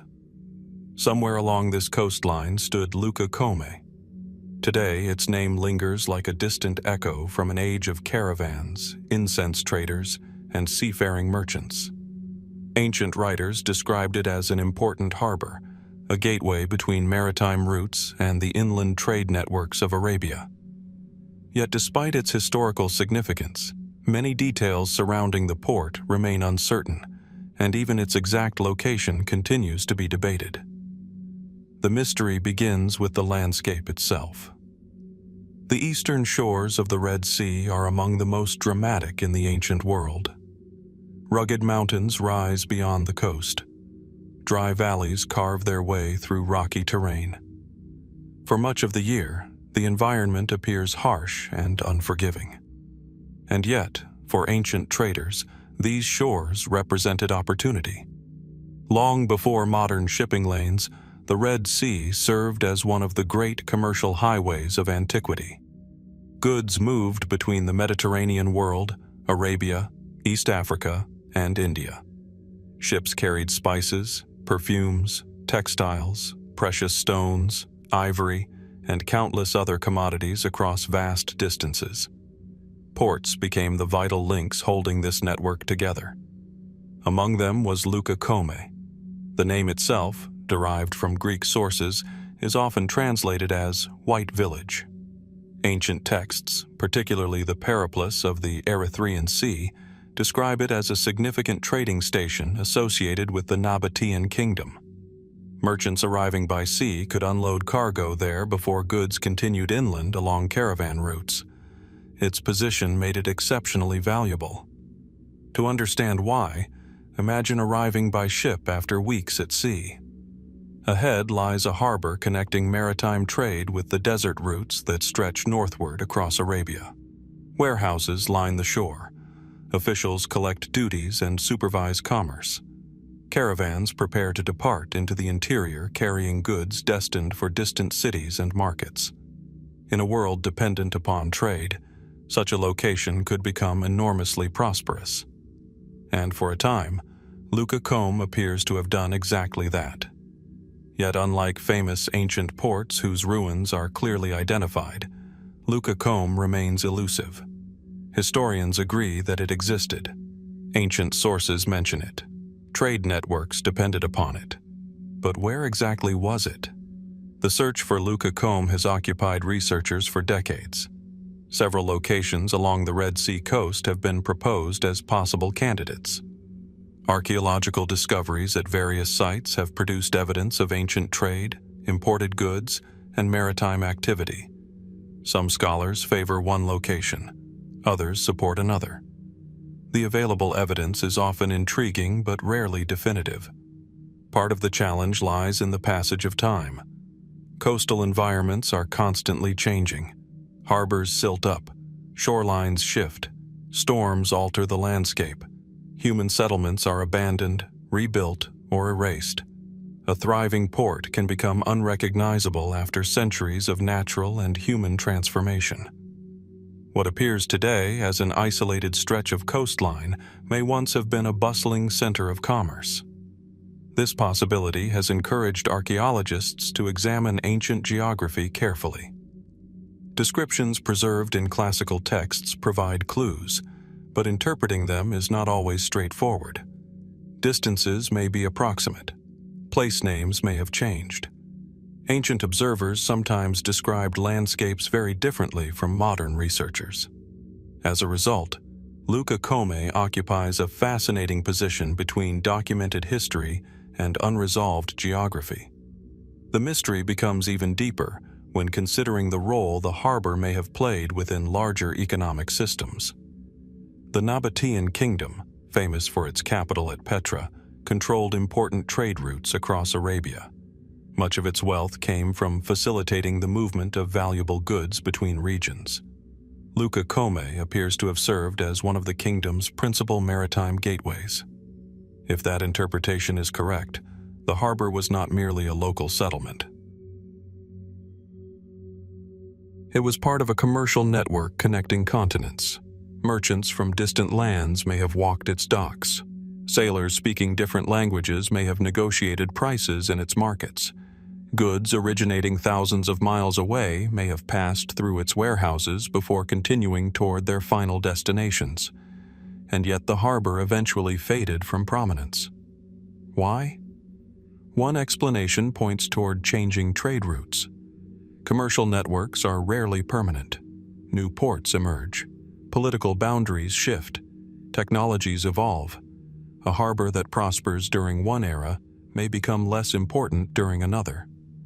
History provides many examples of ports losing influence as economic geography changes. Another possibility involves environmental factors. If harbor conditions deteriorated, ships might have sought safer or more accessible alternatives. Even relatively small changes in coastal configuration can have major consequences for maritime commerce. Over time, such shifts could redirect trade elsewhere. Political developments may also have contributed. The ancient world witnessed repeated transformations in power, administration, and regional influence. The rise and fall of kingdoms often reshaped commercial priorities. Leuke Kome may simply have become a victim of historical change. Yet despite these plausible explanations, important questions remain unanswered. Archaeological evidence continues to accumulate, but certainty remains elusive. Researchers still debate how individual discoveries fit into the broader picture. Some proposed sites reveal impressive evidence of ancient trade, yet not enough to eliminate competing interpretations completely. This uncertainty has inspired more speculative possibilities. Could portions of the harbor remain buried beneath coastal sediments? Might future underwater surveys reveal ancient structures now submerged beneath the Red Sea? Are there inscriptions or records waiting to be discovered that could finally settle the question of its location? Such ideas remain hypothetical, but they are not impossible. Again and again, archaeology has demonstrated that forgotten ports can re-emerge from beneath sand, water, and centuries of neglect. Sometimes all it takes is a single inscription, a single warehouse, a single unexpected discovery. Standing along the Red Sea coast today, it is easy to hear the wind moving across the shoreline and imagine the countless ships that once traveled these waters. Somewhere among these coasts, Leuke Kome flourished as a crossroads of civilizations. Merchants measured fortunes there. Sailors sought refuge there. Kingdoms benefited from the wealth that flowed through its harbor. Yet its precise story remains unfinished.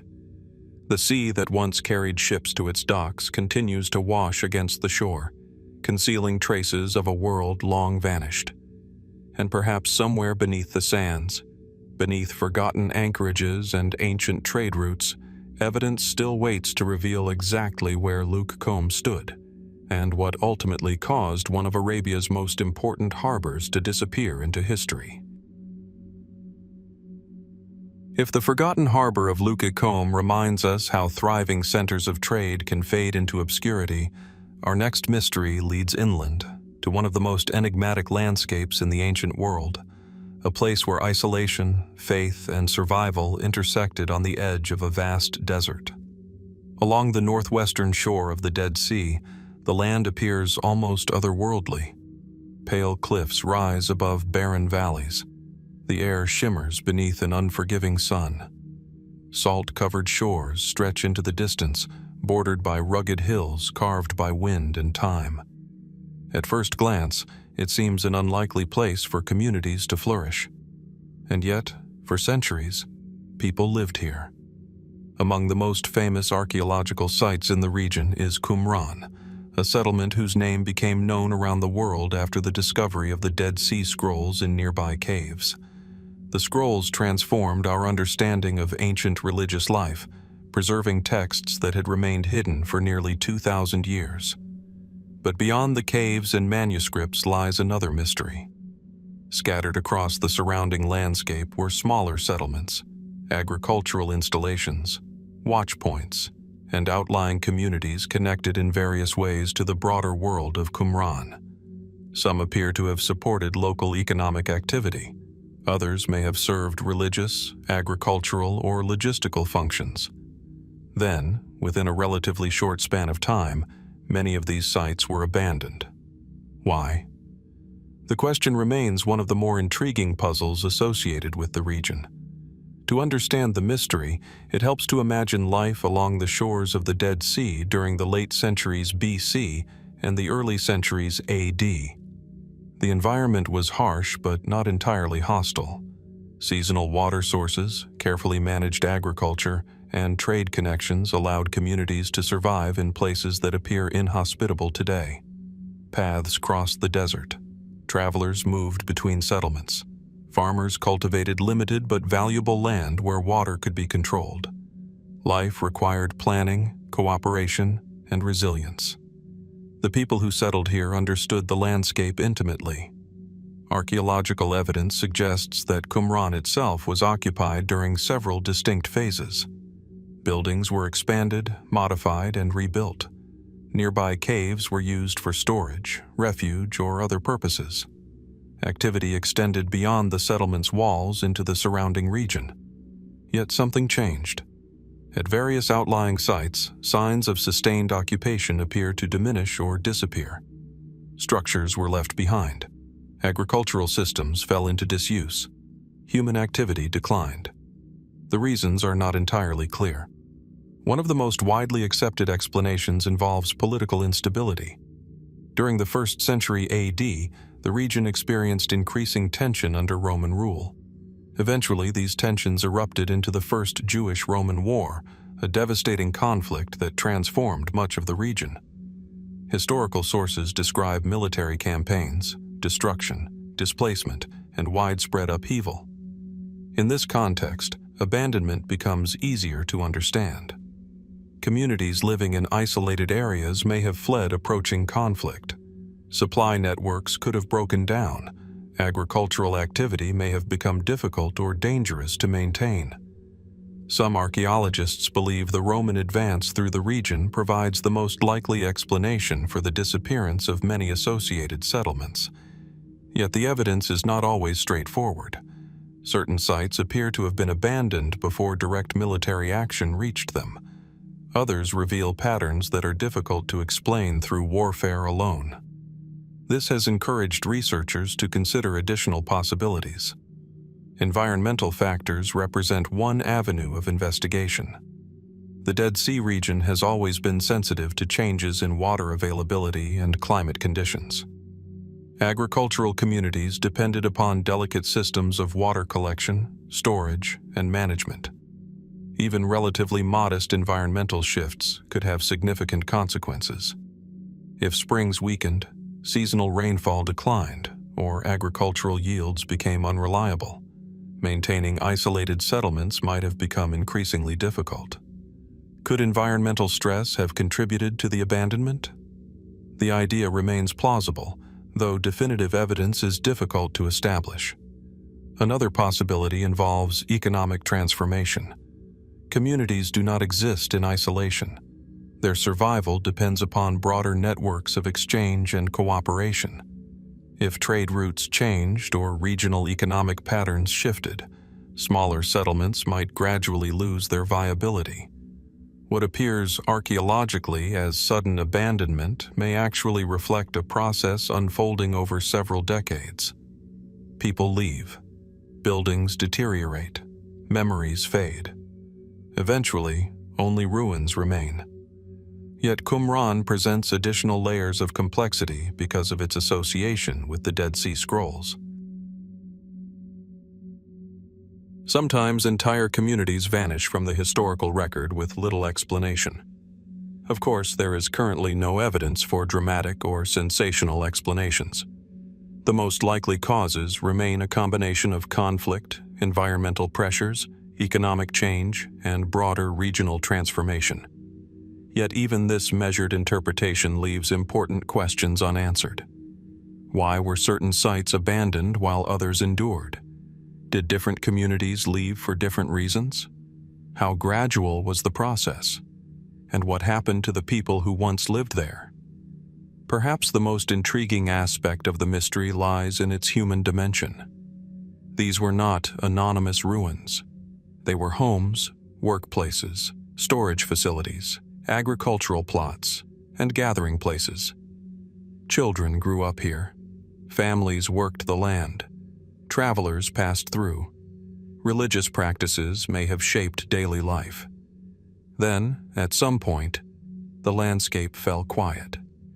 Today, the desert preserves traces of those vanished communities with remarkable clarity. Walls still stand in places. Paths can still be traced. The surrounding cliffs continue to overlook the shoreline just as they did 2,000 years ago. The silence feels almost tangible, and somewhere within that silence may lie answers that archaeology has not yet uncovered. As excavations continue and new technologies reveal previously hidden details of the landscape, researchers may one day better understand why the outlying communities of Qumran were abandoned. Until then, the ruins remain suspended between history and mystery, a reminder that even when we know where people lived, we do not always know why they left.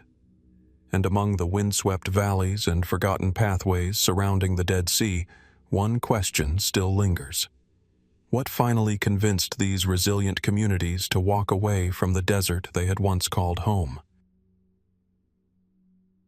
If the abandoned communities around Qumran remind us how entire populations can quietly disappear from the landscape, our next mystery takes us even deeper into the desert, to a place where survival itself depended upon finding isolated islands of life amid one of the harshest environments on Earth.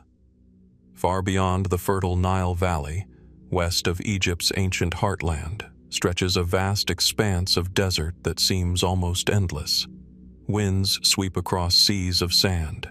Rocky plateaus rise from the horizon like forgotten fortresses. Dry valleys cut through landscapes that have seen little rain for centuries.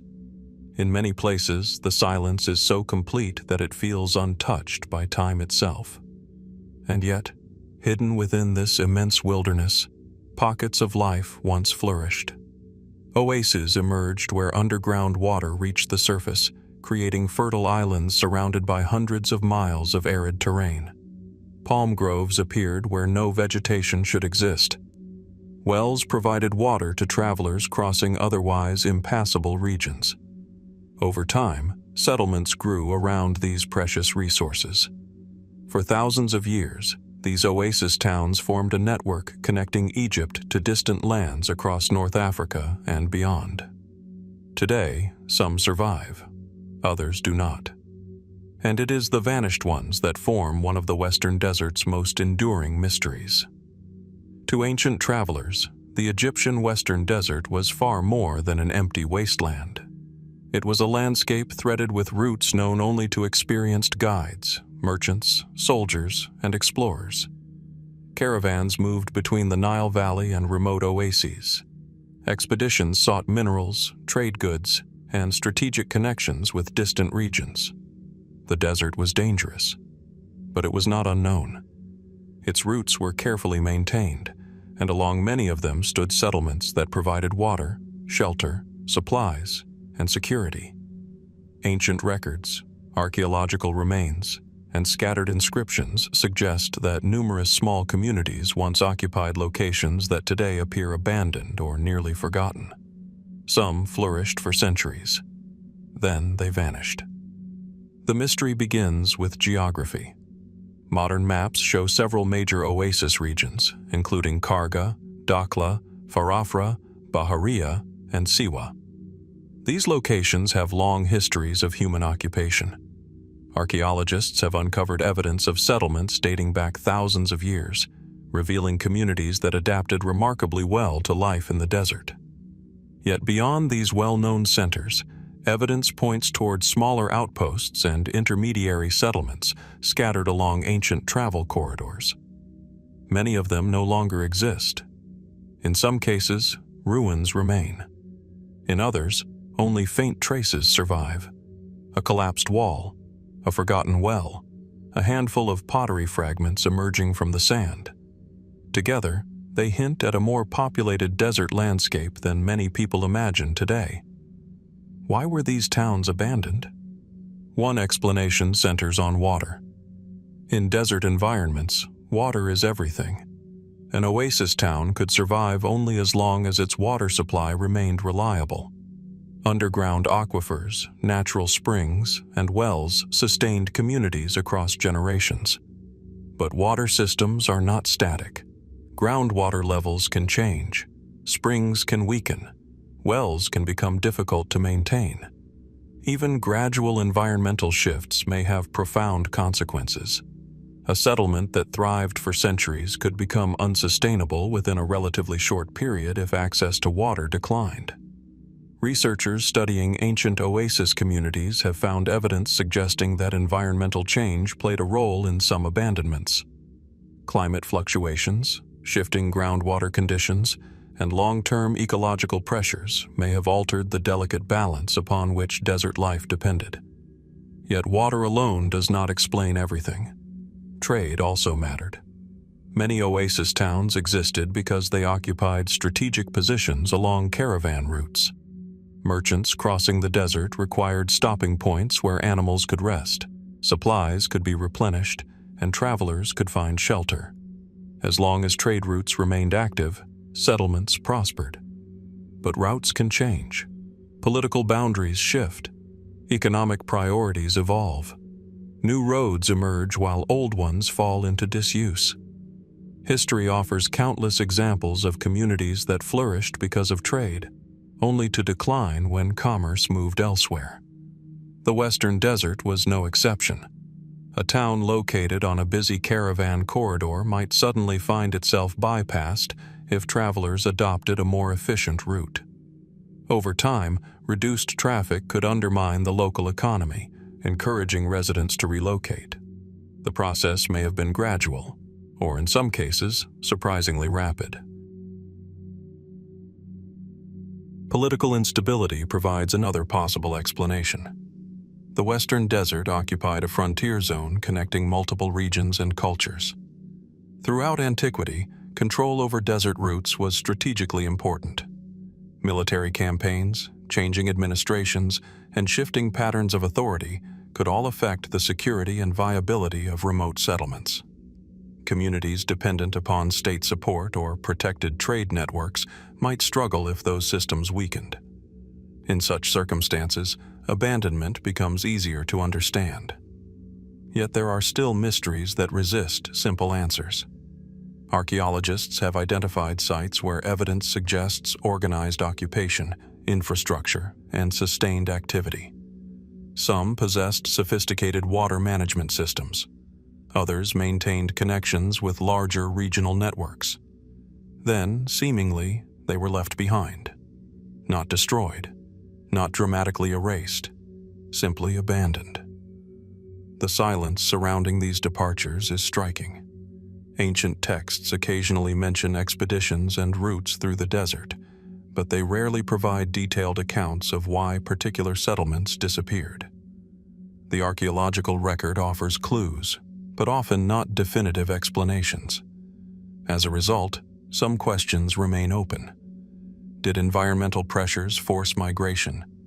Did economic changes gradually empty the towns? Were certain communities abandoned after political crises that went unrecorded? Or were multiple factors working together across different regions and centuries? More speculative theories occasionally emerge as well.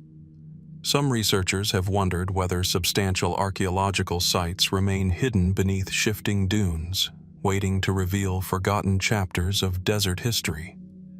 Satellite imagery has already transformed our understanding of ancient landscapes, uncovering roads, structures, and settlements previously unknown. The Western Desert is immense. Large portions remain only partially explored. What lies beneath its sands is still not fully understood, and that uncertainty fuels the mystery. Imagine a caravan approaching an oasis 2,000 years ago.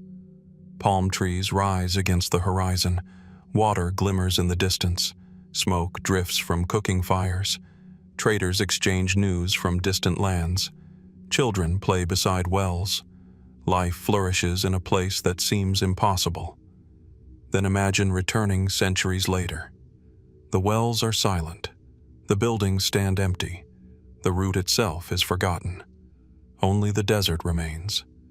Today, scattered ruins continue to emerge from the sands, offering glimpses into these lost communities. Each discovery adds another piece to a puzzle that stretches across one of the world's most challenging environments. Yet many pieces are still missing. And somewhere beyond the next dune, beneath ancient caravan tracks and forgotten wells, there may be entire stories waiting to be uncovered. Stories of towns that once connected worlds, sustained travelers, and transformed the desert into a landscape of human possibility. The question is how many of those lost oasis towns remain hidden, and what secrets of the ancient desert they may still be keeping from us. If the lost oasis towns of Egypt's western desert remind us that entire communities can disappear beneath shifting sands, our next mystery follows the routes that once connected distant civilizations across Arabia. Here, too, the desert preserves traces of a forgotten world, one built not around permanent cities, but around movement itself. Far to the south of the Arabian Peninsula, near the region of Najran, the landscape unfolds in layers of stone, sand, and silence. Broad valleys cut through ancient terrain. Rocky escarpments cast long shadows across the desert floor. During the day, the sun illuminates every ridge and outcrop with stark clarity. At night, under a sky crowded with stars, it becomes easier to imagine the caravans that once crossed this land. For centuries, this region stood along one of the most important trade networks of the ancient world, the Incense Road. Long before maritime trade routes dominated international commerce, valuable goods traveled across Arabia by camel caravan. Among the most prized of these commodities were frankincense and myrrh, aromatic resins harvested in southern Arabia and transported northward to markets across the Near East and the Mediterranean world. Their value was extraordinary. Temples burned them during religious ceremonies. Kings displayed them as symbols of wealth. Merchants competed to control their distribution. Entire economies benefited from the trade. But incense did not move through the desert on its own. Caravans required water. They required food. They required security. Most importantly, they required places to stop. Along the great trade routes, a network of caravan stations emerged to support the constant movement of people, animals, and goods. Some were little more than fortified wells. Others developed into substantial settlements, offering storage facilities, markets, and accommodations for travelers. Many of these stations are known from archaeology and historical records. Others seem to have vanished. And nowhere is this mystery more compelling than along the ancient routes that passed near Najran. Today, Najran remains one of the most historically significant regions of southern Arabia. Archaeological discoveries reveal a long history of settlement, trade, and cultural exchange. Ancient inscriptions, fortifications, and ruins testify to its importance as a crossroads connecting different parts of the Arabian Peninsula. Yet the routes leading to and from the region tell a more elusive story. Historical evidence suggests that caravans moving northward depended upon a chain of support points distributed across the desert. These stations formed the infrastructure of long-distance trade. Without them, the movement of valuable cargo would have been difficult, if not impossible. And yet many of these locations remain unidentified. Where were they? What did they look like? And what became of them? The mystery begins with a simple reality of desert archaeology. Unlike large cities, caravan stations often leave limited traces. Buildings may have been constructed from materials vulnerable to erosion. Wells can become buried.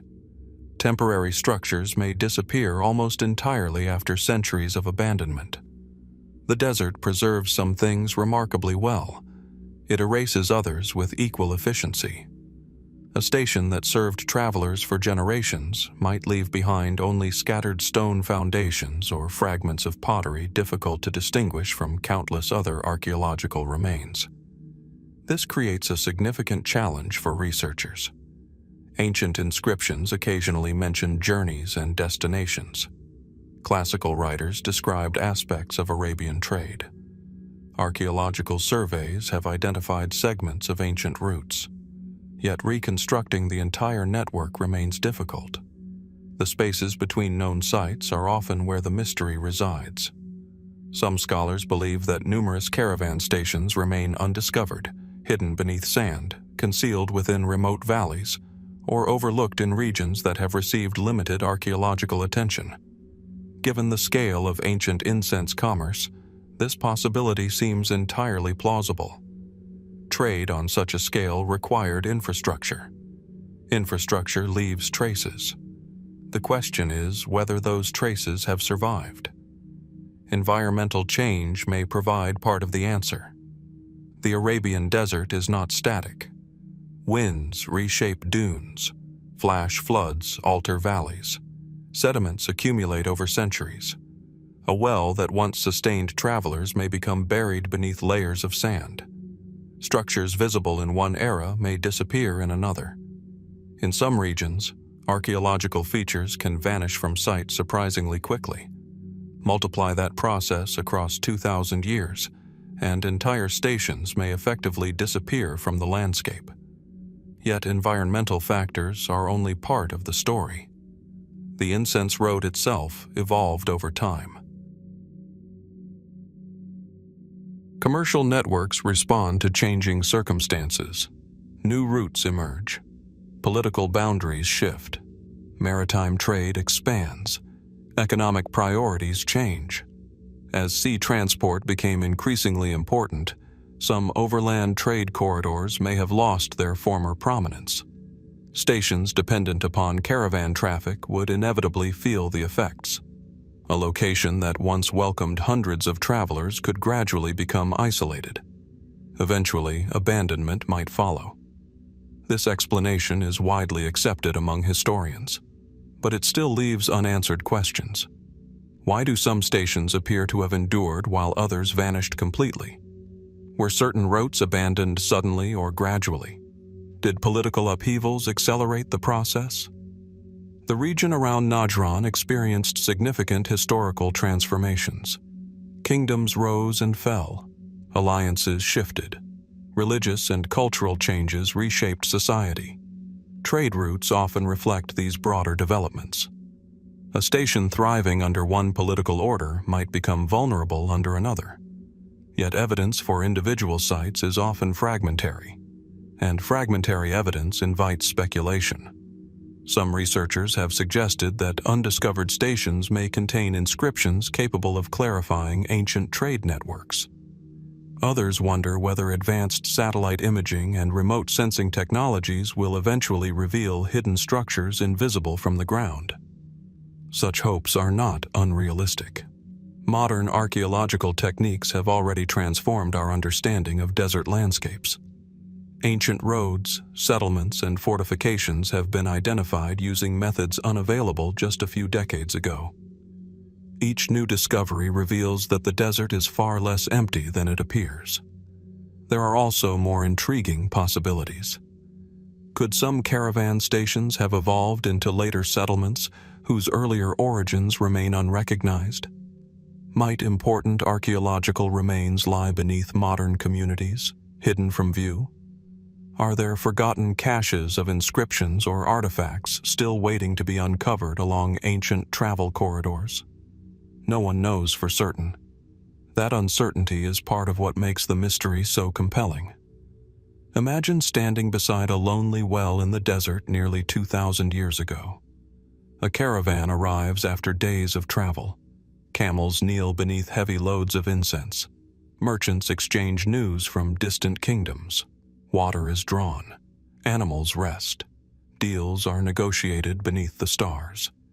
For a single night, the station comes alive. Then the caravan departs. Another follows, then another.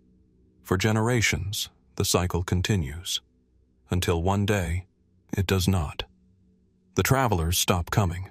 The wells fall silent. The buildings crumble. The desert begins its slow work of concealment. Today, scattered ruins and faint traces hint at the existence of these forgotten waypoints. Yet much of the network that sustained one of the ancient world's most valuable trades remains hidden. Somewhere beyond the visible ruins, beneath dunes, gravel plains, and forgotten paths, the vanished caravan stations of the Incense Road may still survive in fragments. They wait in silence, holding clues to a world where commerce connected distant civilizations across vast deserts. And as archaeologists continue searching the landscapes around Najran, one question remains. How many of those lost stations are still out there, hidden beneath the sands, preserving stories of travelers who crossed Arabia long before history learned to remember their names?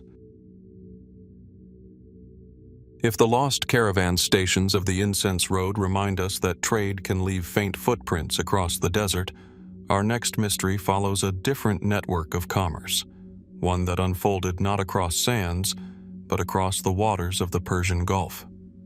For thousands of years, the Gulf was a world of sailors, divers, merchants, and island communities. Beneath its calm blue waters lay one of the ancient world's most valuable treasures, hidden inside countless oyster shells scattered across the seabed. Pearls.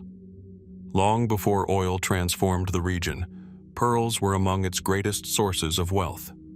They adorned royalty, traveled along international trade routes, and inspired fortunes both won and lost. Entire communities depended upon the seasonal rhythms of pearl diving. Villages flourished where boats could anchor, fresh water could be found, and access to rich oyster beds was within reach. Yet today, many of those settlements have vanished.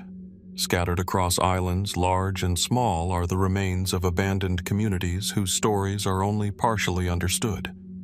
Some survive as crumbling foundations exposed to sea winds.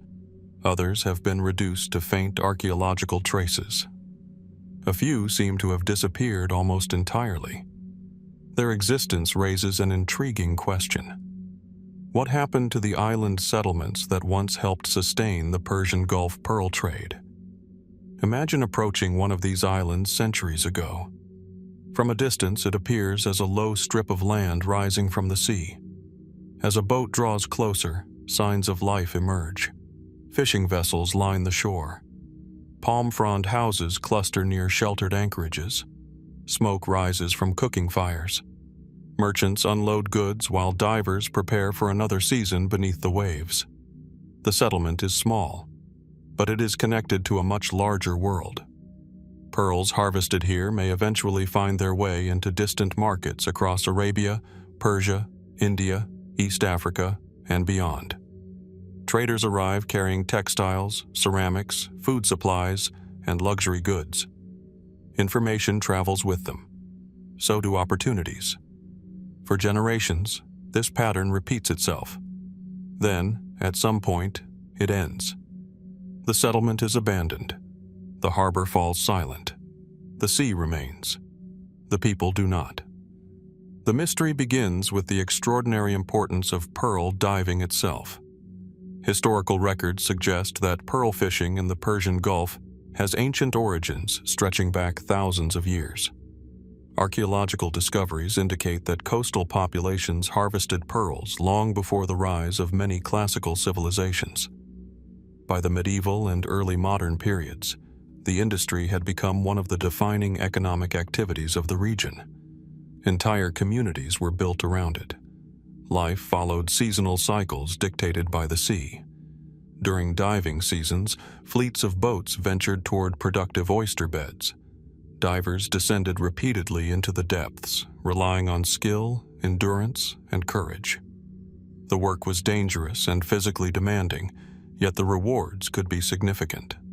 Where pearls were found, settlements often emerged, and where trade flourished, prosperity followed. Yet prosperity is rarely permanent. One explanation for the abandonment of certain island settlements involves the changing economics of the pearl trade itself. Markets evolve, trade routes shift, consumer demand rises and falls. A settlement dependent upon a single industry can become vulnerable when conditions change. Over time, some islands may simply have lost their economic advantage. Rich oyster beds could become depleted or less productive. Competing centers might attract merchants and labor. Trade networks could reorganize around more favorable locations. In such circumstances, migration becomes understandable. Families move, businesses relocate, communities gradually fade. Environmental factors may have played an equally important role. Island settlements exist within delicate ecosystems. Fresh water supplies are often limited. Coastal erosion can alter shorelines dramatically. Storms and rising seas reshape landscapes over generations. A settlement that appears stable for centuries may become increasingly difficult to sustain. The Persian Gulf itself has experienced significant environmental changes throughout history. Shifting coastlines, sediment deposition, and changing marine conditions have influenced human settlement patterns across the region. Some abandoned islands may simply reflect these long-term processes. The sea that once supported life there may also have contributed to its decline. Yet archaeology suggests that the story is rarely so simple. Many island communities appear to have been occupied across long periods, despite environmental challenges. Their inhabitants adapted to difficult conditions with remarkable ingenuity. Wells were dug, trade connections maintained, resources carefully managed. This resilience makes their abandonment even more intriguing. If environmental pressures alone were responsible, why did some communities survive while others disappeared? Political change offers another possible explanation. Throughout history, control of Gulf trade routes shifted repeatedly among different powers. Maritime commerce depended upon security, taxation systems, alliances, and access to markets. A change in regional politics could dramatically affect local economies. Small island settlements were particularly vulnerable. A harbor thriving under one political arrangement might struggle under another. Trade could be redirected, protection withdrawn, commercial activity diminished. Over time, abandonment might follow. There is also the question of disease, conflict, and migration, factors that often leave limited archaeological evidence. History contains countless examples of communities relocating for reasons that were never formally recorded. A settlement may decline because opportunities emerge elsewhere. A population may move gradually over several generations. The archaeological record captures the result, not always the reason. This uncertainty has encouraged more speculative theories as well. Some researchers have suggested that undiscovered settlements remain hidden beneath coastal sediments or submerged beneath modern sea levels. Others wonder whether certain islands supported larger populations than previously believed. Advances in underwater archaeology continue to reveal structures and landscapes once thought lost. Given the region's long history of maritime activity, such possibilities remain entirely plausible. The Gulf still guards many secrets beneath its waters: ancient anchorages, harbor installations, lost settlements, forgotten routes traveled by generations of sailors. Perhaps the most fascinating aspect of these abandoned communities is how quickly memory can fade. A village may thrive for centuries. Children are born there. Families build homes there. Merchants conduct business there. Then, within a relatively short span of history, the settlement disappears from daily life. A few ruins remain. A handful of records survive. Eventually, even its name may be forgotten. Today, many of the islands once linked to the pearl trade appear quiet compared to their bustling past. Waves wash against abandoned shorelines. Wind moves across empty ground where homes once stood. Beneath the surface of the sea, oyster beds continue to shape the marine landscape just as they did centuries ago. The evidence is scattered, the story incomplete.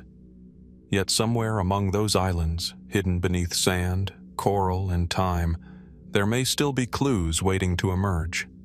Clues that could reveal why certain communities endured while others vanished, and how one of the world's most famous pearl-producing regions quietly left behind a chain of forgotten settlements. And perhaps that is the enduring mystery of the Gulf's abandoned islands. Not simply why they were deserted, but how many more remain undiscovered, still preserving fragments of a maritime world that once glittered with the wealth of pearls. If the forgotten island settlements of the Persian Gulf reveal how entire communities can vanish from coastlines and memory alike, our next mystery takes us far from warm seas and desert trade routes to a colder frontier at the edge of the Roman world. Here, the mystery is not about a lost harbor or an abandoned caravan station.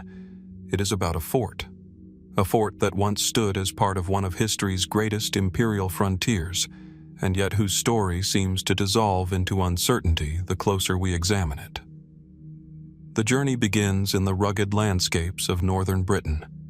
Imagine rolling hills covered in mist. Fast-moving streams cut through valleys shaped by centuries of wind and rain.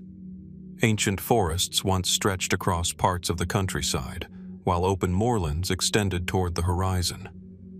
Even today, there is a sense of remoteness in these lands, a feeling that the modern world has only partially replaced the ancient one. Nearly 2,000 years ago, Roman soldiers marched through this landscape. Roads were constructed, fortifications were built, watchtowers rose above strategic routes. The frontier advanced northward. Among the military installations connected to this vast defensive network was a site known as Fanum Cocidi. Its name survives in ancient records, particularly the Roman document known as the Ravenna Cosmography, where it appears among a list of locations associated with Roman Britain. The name itself is intriguing. Fanum often refers to a shrine or sacred place, while Cocidi may connect to Cocidius, a local deity worshipped in parts of northern Britain and sometimes associated with hunting, warfare, or wilderness. The result is a name that can be interpreted as something like Shrine of Cocidius. Yet despite being recorded in historical sources, the exact nature and location of Fanum Cocidi remain uncertain. And that uncertainty has created one of Roman Britain's enduring mysteries. At first glance, this may seem surprising. After all, Roman Britain is among the most intensively studied archaeological landscapes in Europe. Thousands of sites have been identified, roads have been traced, forts have been excavated, inscriptions have revealed names, units, and individual soldiers. So why does Fanum Cocidi remain elusive? Part of the answer lies in the limitations of the historical record. Ancient documents rarely provide modern-style maps. Distances can be ambiguous. Place names may change over time. Some locations appear only briefly in surviving texts before disappearing from the written record altogether. Fanum Cocidi is one such place. Its name survives. Its precise identity does not. For generations, historians and archaeologists have attempted to determine where it stood. Several theories have emerged. Some researchers believe it may correspond to a known Roman fort whose ancient name has been lost. Others suggest it occupied a location that has yet to be conclusively identified.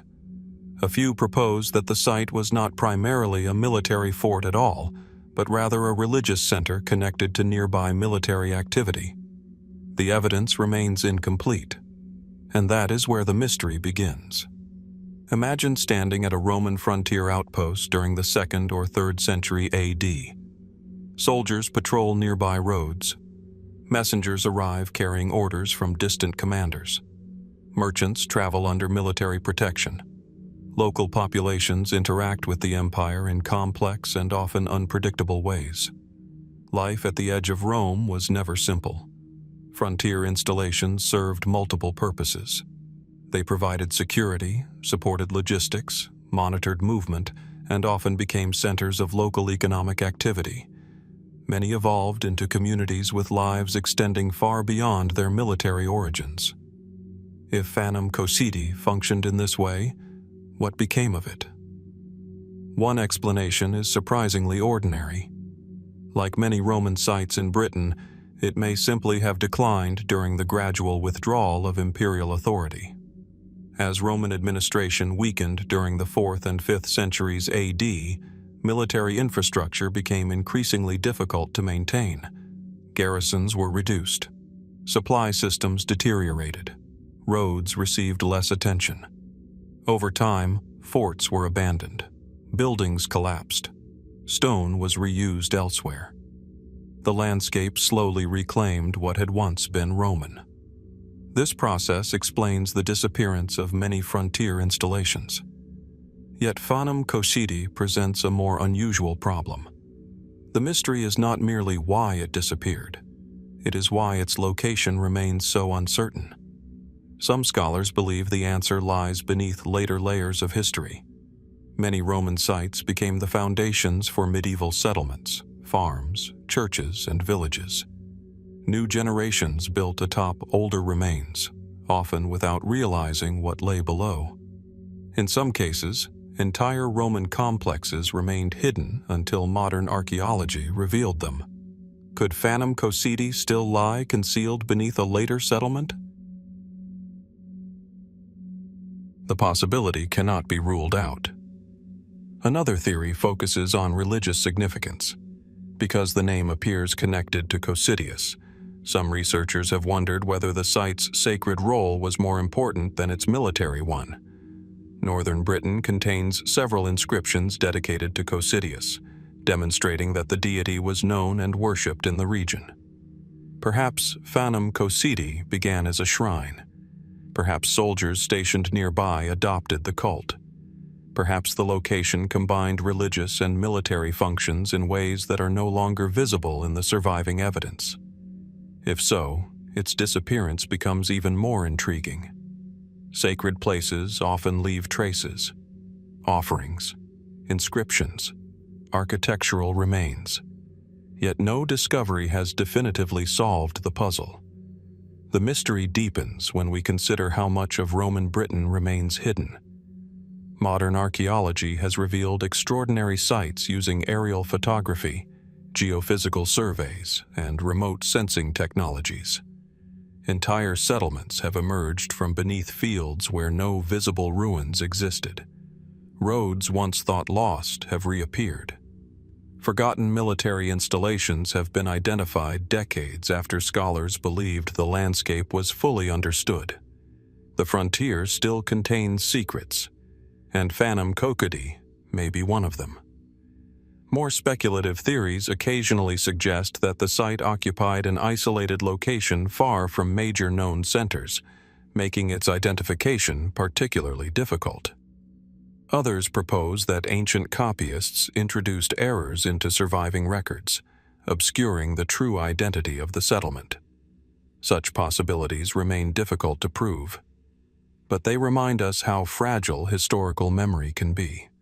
A name survives. The place does not, at least not yet.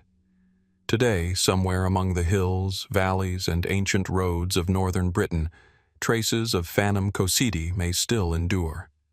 Beneath pasture land, forests, or modern communities, foundations may remain waiting to be recognized.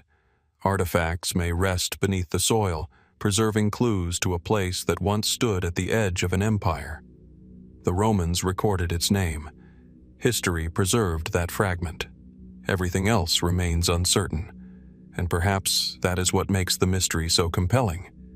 How does a place important enough to enter the written record disappear so completely from the landscape of memory? And if Fanum Cocidi still lies hidden somewhere beneath the northern countryside, what forgotten story of soldiers, pilgrims, and frontier life is waiting to be uncovered? If the disappearance of Fanum Cocidi shows how even a recorded place can slip beyond certainty, our next mystery takes us further along the fragile edges of ancient geography, into a landscape where names survive in fragments, but towns seem to dissolve entirely from historical memory. Across the vast sweep of West Africa's Sahel, where the Sahara Desert slowly yields to grasslands and seasonal rivers, the land carries a different kind of silence. Sand and stone stretch toward distant horizons. Heat shimmers above dry plains. In the rainy season, shallow waterways briefly return life to forgotten channels before vanishing again into dust.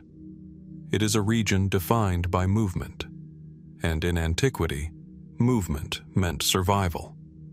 Caravans crossed these lands for centuries, linking sub-Saharan resources with North African and Mediterranean markets.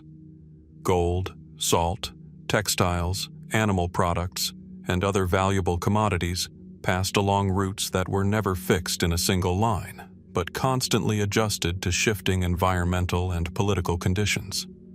Along these corridors, towns emerged. Some became enduring centers of trade. Others seem to have existed only briefly before disappearing from the record. Among the most enigmatic of these is the ancient settlement referred to in fragmented historical traditions as Togu Bala. Unlike major cities of antiquity whose ruins still rise visibly from the earth, Togu Bala occupies a more uncertain space in history. It appears in reconstructed accounts of regional trade networks and oral traditions recorded much later, but its precise location, cultural identity, and archaeological footprint remain unclear. Yet its name persists, and with it, a series of unanswered questions. What kind of town was Togu Bala? Where exactly did it stand? And why does it seem to have vanished so completely? To understand the mystery, we must first imagine the environment in which such a settlement might have existed. The Sahel is not a uniform desert, but a shifting transitional zone. In certain eras, it supports grazing lands and agricultural activity. In others, prolonged drought pushes human populations toward rivers, oases, or more stable regions.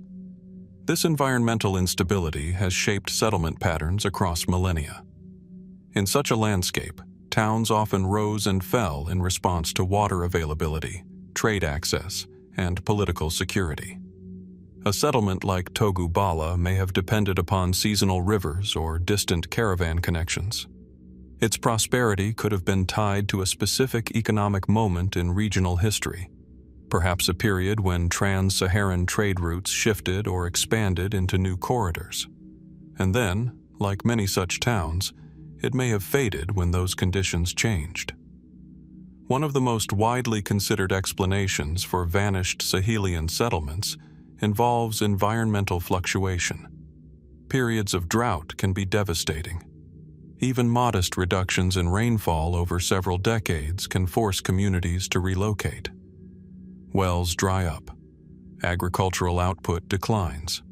Trade routes shift toward more reliable regions. A town that once stood at a crossroads of exchange may suddenly find itself bypassed. Over time, abandonment becomes inevitable. Yet environmental explanations rarely tell the full story. Trade networks in the ancient Sahel were remarkably complex. They did not depend solely on geography, but also on political alliances, cultural relationships, and the organization of caravan systems. A shift in power or control over trade corridors could dramatically alter the fortunes of entire regions. Some researchers suggest that towns like Togu Bala may have been deeply embedded in these networks, serving as temporary hubs rather than permanent cities. If their role was seasonal or specialized, their archaeological footprint might be inherently limited. A settlement built for movement can disappear with movement. Another possibility involves the nature of historical documentation itself. Much of what is known about early trans-Saharan trade comes from later written sources, supplemented by archaeology and oral traditions. These sources often preserve place names without precise coordinates, or describe regions in broad rather than detailed terms. As a result, some locations may be known by name but not yet confidently identified on the ground. Togu Bala may belong to this category of partially remembered places, names preserved in tradition but awaiting confirmation through excavation or discovery. This creates a particular kind of mystery, not the mystery of complete absence, but of incomplete understanding.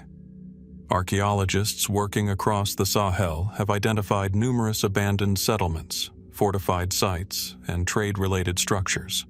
Some have been linked to known historical kingdoms and trading systems. Others remain isolated finds, difficult to connect to specific historical identities. The sheer scale of the region means that many sites may still be undiscovered. Buried beneath sand, hidden beneath vegetation, or erased by centuries of erosion and shifting landscapes. Could Togu Bala still exist in this category of undiscovered sites? Some scholars believe it is possible. Remote sensing technologies, satellite imagery, and ground surveys have already revealed ancient settlement patterns across parts of the Sahel that were previously unknown. Linear alignments suggest old routes. Subsurface anomalies hint at buried structures. Archaeological landscapes continue to emerge in unexpected places. The past, in this sense, is not gone. It is simply layered beneath the present. More speculative interpretations occasionally appear in discussions of lost Sahelian towns. Some suggest that environmental catastrophes, such as prolonged drought cycles, may have caused rapid regional migration events that left settlements abandoned in relatively short periods of time. Others propose that political fragmentation led to the collapse of localized trade hubs, scattering populations into surrounding regions. While such theories remain difficult to verify for specific sites like Togu Bala, they reflect broader patterns observed in environmental archaeology. Still, the absence of definitive evidence leaves space for uncertainty, and in that uncertainty, the imagination naturally seeks structure. One might picture Togu Bala as a small but vital stop along a caravan route, a place where traders exchanged goods, where water was drawn from wells, where stories from distant lands were shared beneath open skies. A town that existed not because it was permanent, but because it was useful, anchored in the rhythms of movement across a vast landscape. And then, slowly, the rhythm changed. Trade routes shifted. Water sources declined. Communities moved on. The town faded. Not in a single moment, but across generations. Until eventually, only the name remained. Today, Togu Bala exists at the intersection of history and uncertainty. It is mentioned in discussions of early trade networks, referenced in broader reconstructions of regional movement, and invoked as part of a landscape that once connected distant worlds. But its physical presence remains unconfirmed. No definitive ruins, no universally accepted location, no complete archaeological signature, just fragments of possibility. And so the question remains open, suspended across time and terrain. Was Togu Bala a real settlement waiting to be discovered beneath the sands of the Sahel, its remains still intact but unseen? Or was it something more ephemeral, a waypoint, a memory, a name carried through trade routes and oral tradition long after its physical presence had faded? Somewhere across the shifting landscapes of West Africa, the answer may still lie buried, waiting for the moment when history and discovery finally meet. If the forgotten settlement of Togu Bala reminds us how entire towns can fade from memory when trade routes and climates shift, our next mystery turns toward a very different landscape, one shaped not by open desert or grassland, but by steep mountains, deep valleys, and the narrow corridors carved by ancient rivers. Somewhere between the rugged highlands of northern Mesopotamia and the rising terrain that feeds into the Zagros foothills, the Little Zab River cuts a long, winding path through stone. Its waters move through narrow gorges and broad valleys, carving a natural artery through one of the most historically layered regions of the ancient Near East. Even today, the valley feels ancient. Rocky cliffs rise sharply above the riverbanks. Terraced slopes cling to the hillsides. Seasonal changes transform the landscape from dry stone to brief bursts of green life, only to return again to aridity. It is a place where human settlement has always required adaptation, engineering, and resilience. And yet, Scattered across this valley are traces of something unexpected: abandoned mountain settlements. Not great cities in the classical sense, but clusters of habitation built into the slopes and high ground, places that once overlooked the river, controlled access through the valley, and connected isolated communities across difficult terrain. Many of these sites are known from archaeological surveys. Others are inferred from fragments: broken walls, stone foundations, terrace systems, and remnants of pathways that no longer lead to inhabited places. And in several cases, they appear to have been suddenly abandoned. The question is simple, but unsettling. Why did these mountain communities of the Little Zab Valley disappear? To understand the mystery, we must first consider the strategic importance of this region in antiquity. The Little Zab Valley was not an isolated frontier. It was a corridor, one of many that linked the broader worlds of Assyria, Babylonia, and the highland cultures of the north and east. Rivers like the Little Zab provided water, transportation routes, and fertile land in otherwise challenging terrain. For ancient societies, controlling such valleys meant controlling movement. Trade flowed through them. Armies marched along them. Settlements emerged wherever access to water and defensible terrain could be balanced. Mountain settlements, in particular, offered advantages. They were easier to defend. They provided visibility over approaching movement. They could control narrow passes and river crossings. But they also came with limitations. Steep terrain made agriculture difficult. Water management required careful planning.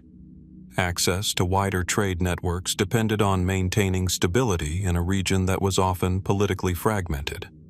These were not easy places to live. And yet, people did live there. Archaeological evidence suggests that many of these settlements were active during periods when regional empires expanded their influence into the highlands. Fortified structures indicate concerns about security. Terraced agriculture suggests sustained investment in land use. Pottery and material remains reveal connections to broader cultural and economic systems. For a time, these communities thrived within a complex mountain landscape. Then, in certain locations, activity seems to decline. Structures fall out of use. Terraces are no longer maintained. Paths become overgrown or eroded. Eventually, the settlements are abandoned. One of the most widely accepted explanations relates to shifting political control. The Little Zab Valley sat near regions contested by powerful ancient states, particularly during the height of Assyrian expansion and later periods of regional instability. When empires expand, they often reorganize settlement patterns, strengthening some locations while diminishing others. When they retreat or fragment, the opposite occurs. Security networks collapse. Administrative systems weaken. Outlying communities become vulnerable. In such circumstances, mountain settlements, especially smaller ones, may have been among the first to be abandoned. But the story may not be purely political. Environmental factors also played a role in shaping life in the valley. Mountain ecosystems are sensitive to changes in rainfall, temperature, and river flow. Even slight shifts in climate can affect agriculture, water availability, and long-term sustainability. If irrigation systems failed or seasonal patterns changed, maintaining hillside communities would have become increasingly difficult. Over time, populations may have moved closer to more stable lowland areas. Yet neither political nor environmental explanations fully resolve the pattern seen across all known sites. Some settlements appear to have been abandoned gradually. Others show signs of more abrupt departure. In a few cases, evidence suggests that buildings were left with usable materials still in place, as if departure happened without complete dismantling of daily life. What could explain such variation? One possibility is that different communities responded differently to the same pressures. Some may have migrated slowly over generations.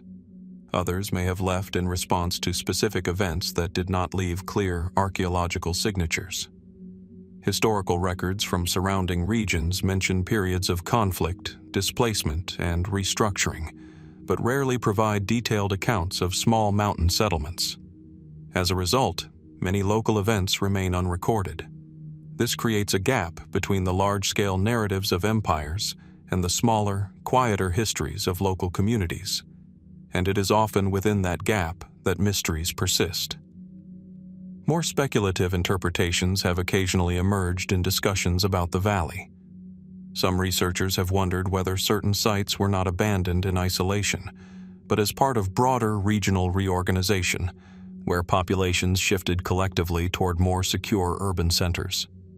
Others suggest that routes through the valley may have lost strategic importance, reducing the value of maintaining remote hillside communities. There is also the possibility that some settlements remain undiscovered. The rugged terrain of the Little Zab Valley is difficult to survey comprehensively. Erosion, vegetation, and modern land use can obscure ancient remains. Archaeological visibility is uneven, meaning that what appears to be an abandoned site may represent only a portion of a once larger network. Satellite imaging and field surveys continue to reveal new features across similar landscapes in the broader region. Ancient roads, fortified ridges, agricultural terraces hidden beneath layers of soil.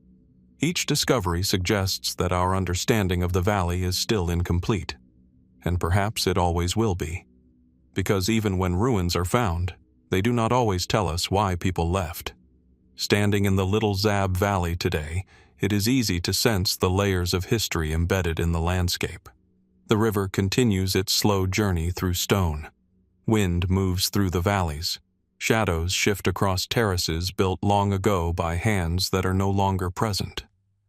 Somewhere among these slopes, traces of abandoned settlements remain, silent witnesses to lives once shaped by water, stone, and shifting power.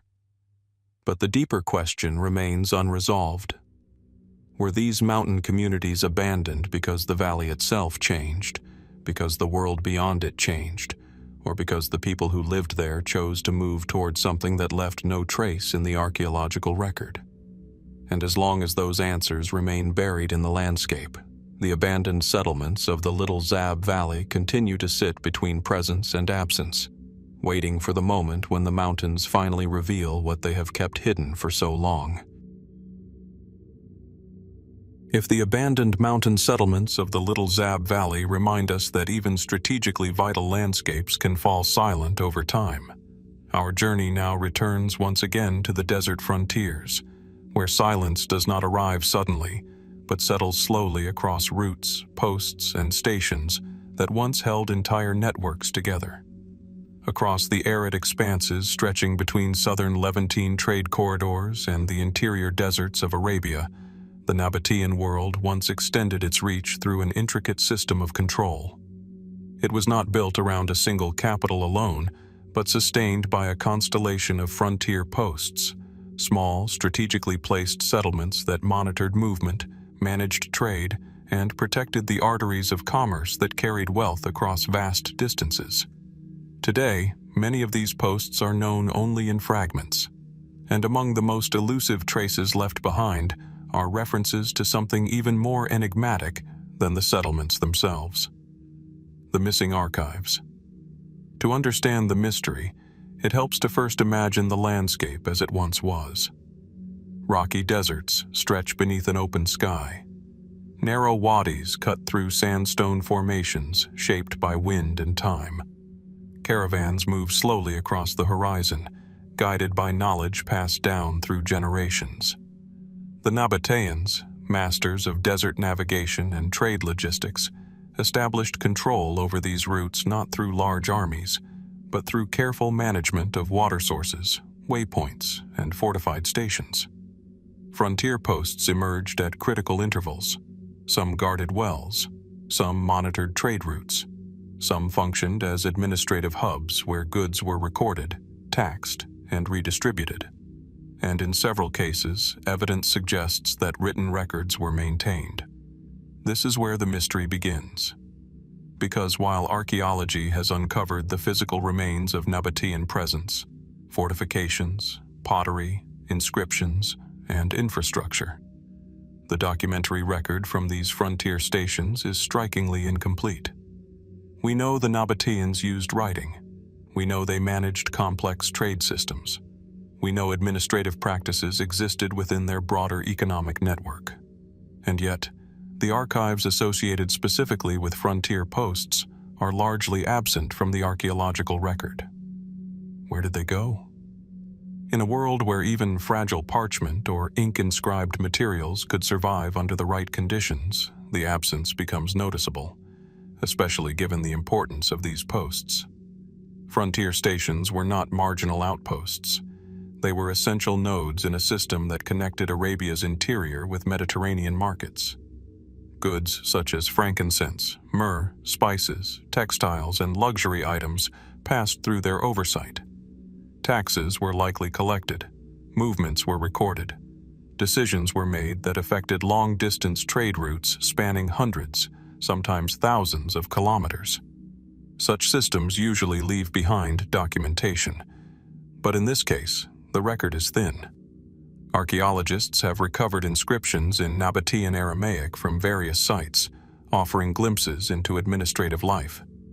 Some references hint at officials, taxation, and trade regulation, but coherent archival collections, organized records, stored documents, or administrative repositories remain conspicuously absent from frontier locations. This absence raises several possibilities. One of the most widely accepted explanations is environmental preservation bias. The desert is both a preserver and a destroyer. In extremely dry conditions, organic materials can survive for extraordinary lengths of time. Yet exposure, shifting sands, flash floods, and temperature fluctuations can also obliterate fragile materials with equal efficiency. Frontier posts, often built for function rather than permanence, may not have used durable archival storage methods. Documents may have been written on perishable materials that did not survive long-term exposure. If archives existed, they may simply have decayed. But that explanation does not fully resolve the question. Because in nearby regions with similar environmental conditions, fragments of written material have survived under remarkably comparable circumstances. The Nabataean heartland itself has produced inscriptions and records preserved in stone and durable surfaces. Why then do the frontier posts appear so silent in comparison? This discrepancy has led researchers to consider alternative possibilities. One theory suggests that archival materials were not stored permanently at frontier stations at all. Instead, records may have been transported periodically to central administrative hubs, perhaps in larger urban centers such as Petra or other major settlements within the Nabataean sphere. In this model, frontier posts functioned as operational nodes rather than archival repositories. They recorded information temporarily, then transmitted it onward.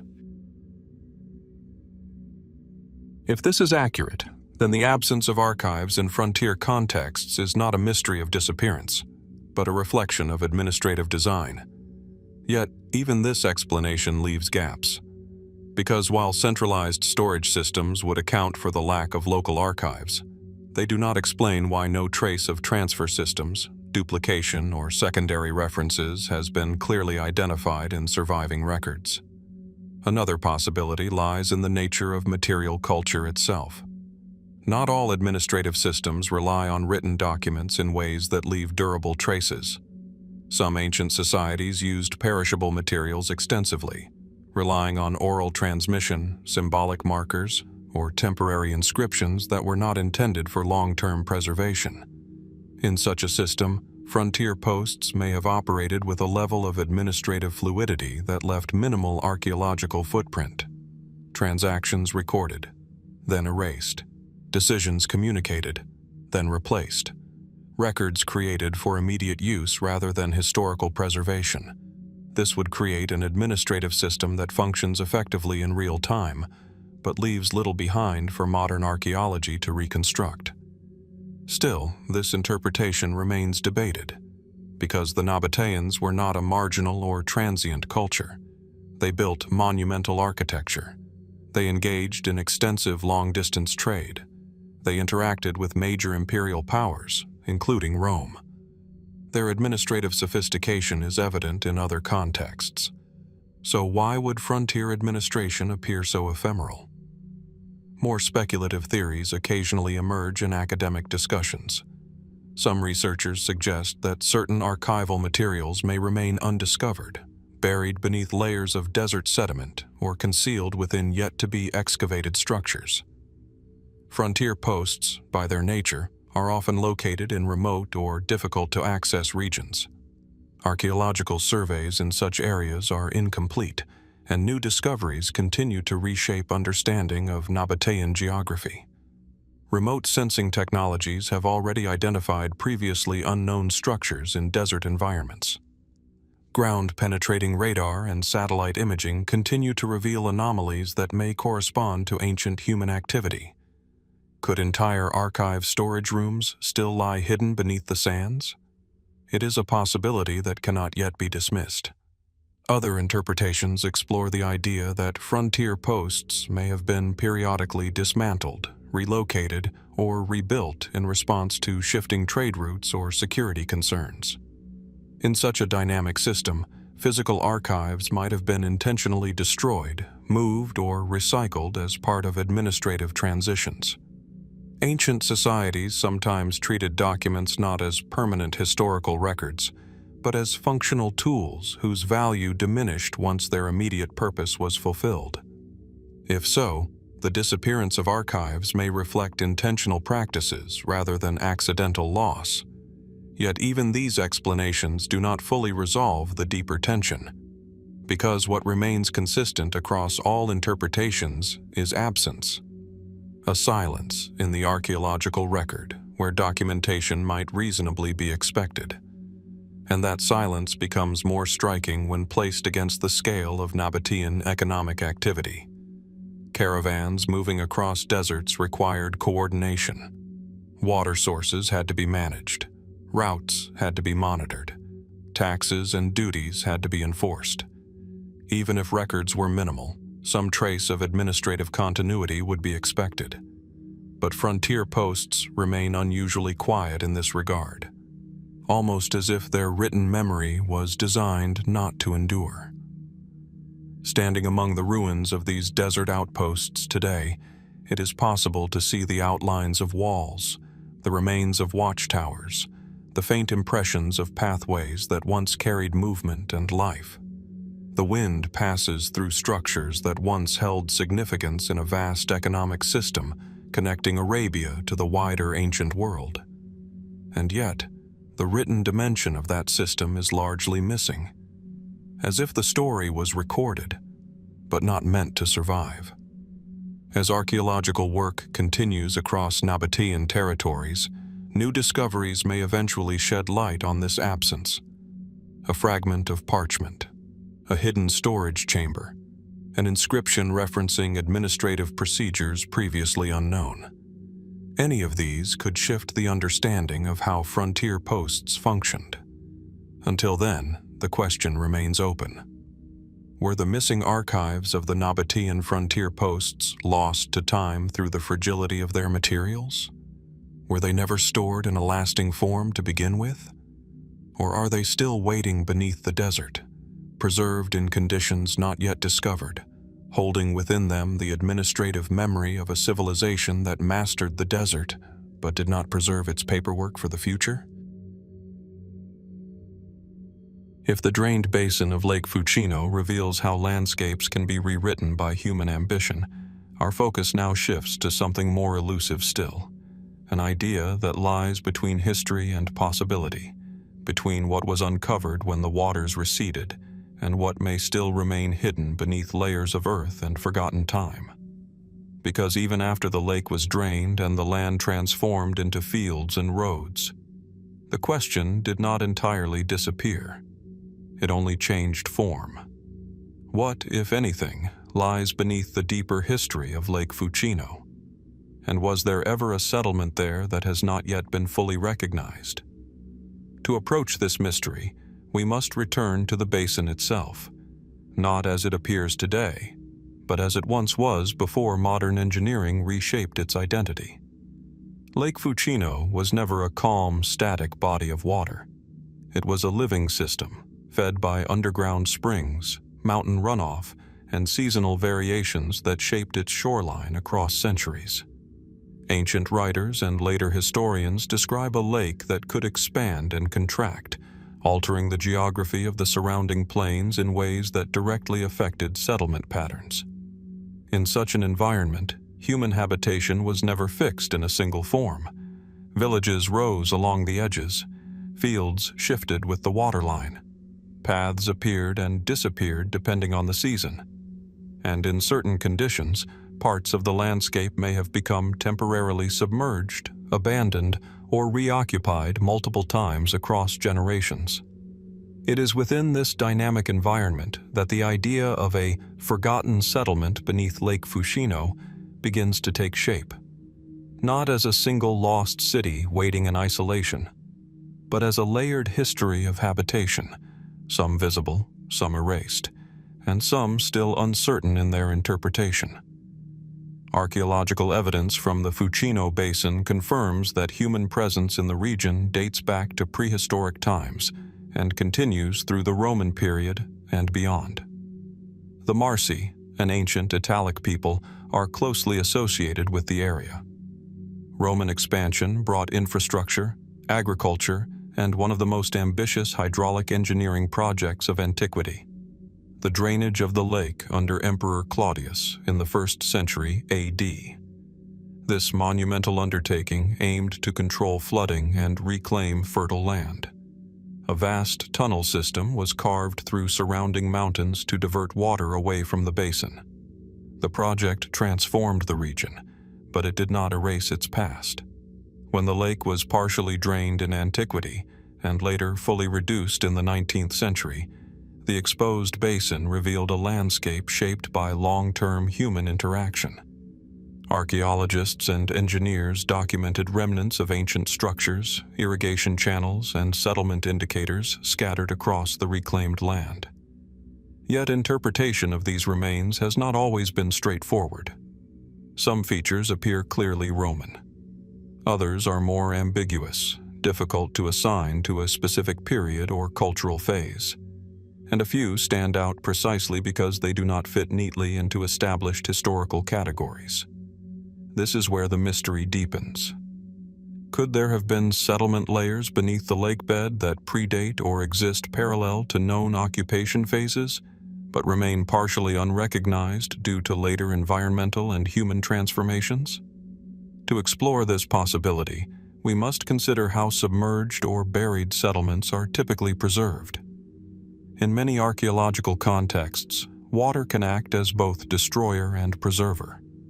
Under stable conditions, submerged environments can protect organic materials from oxygen exposure, slowing decay and preserving structures or artifacts. However, in dynamic lake systems, especially those subject to periodic fluctuations, this preservation is inconsistent.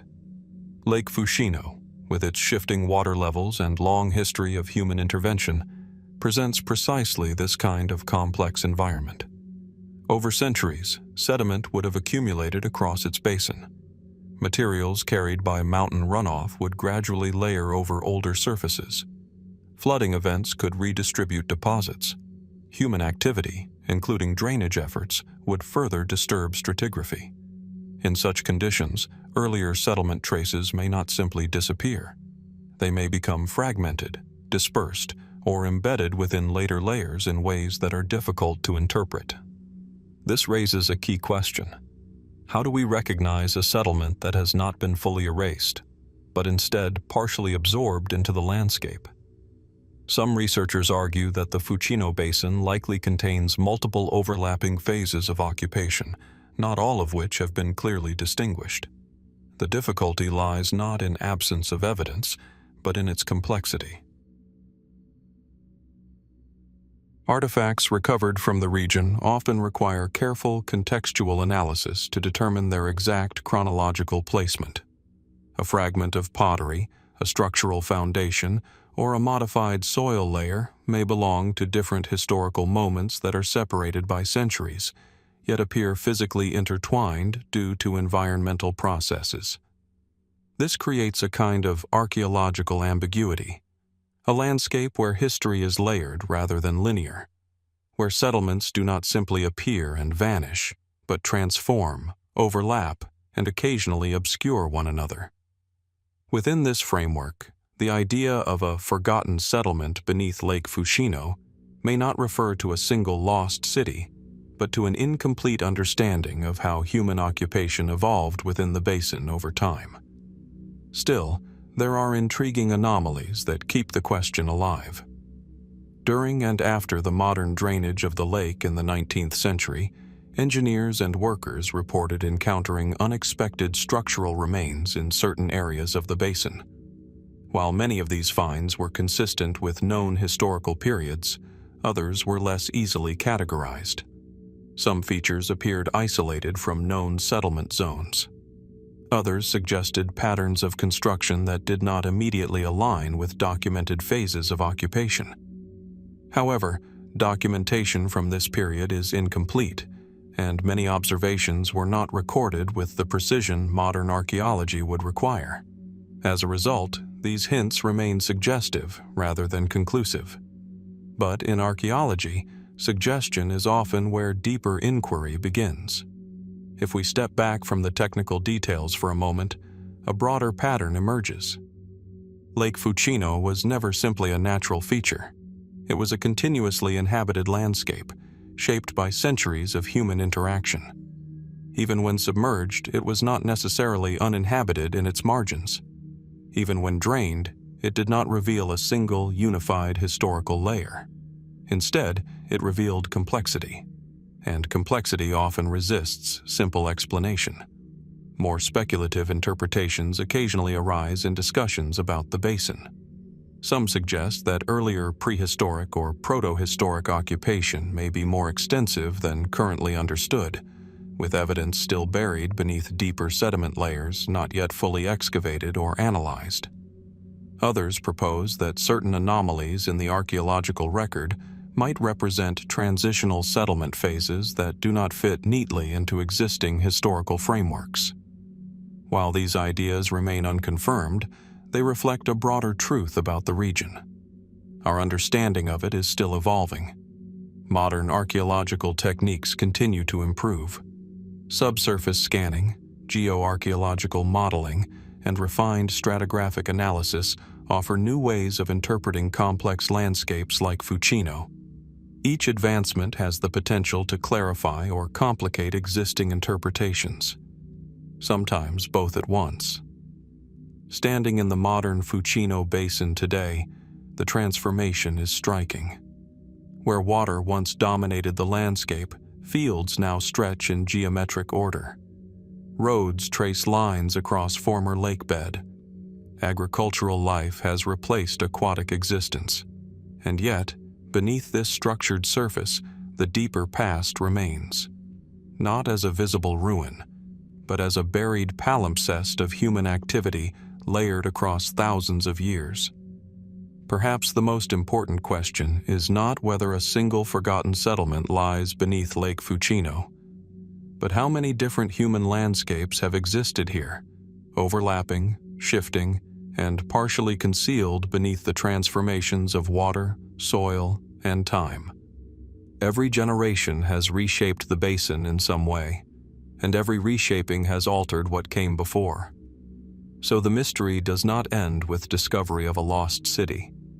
It continues with the realization that the lake itself, now gone, was only one chapter in a much longer sequence of occupation, adaptation, and transformation.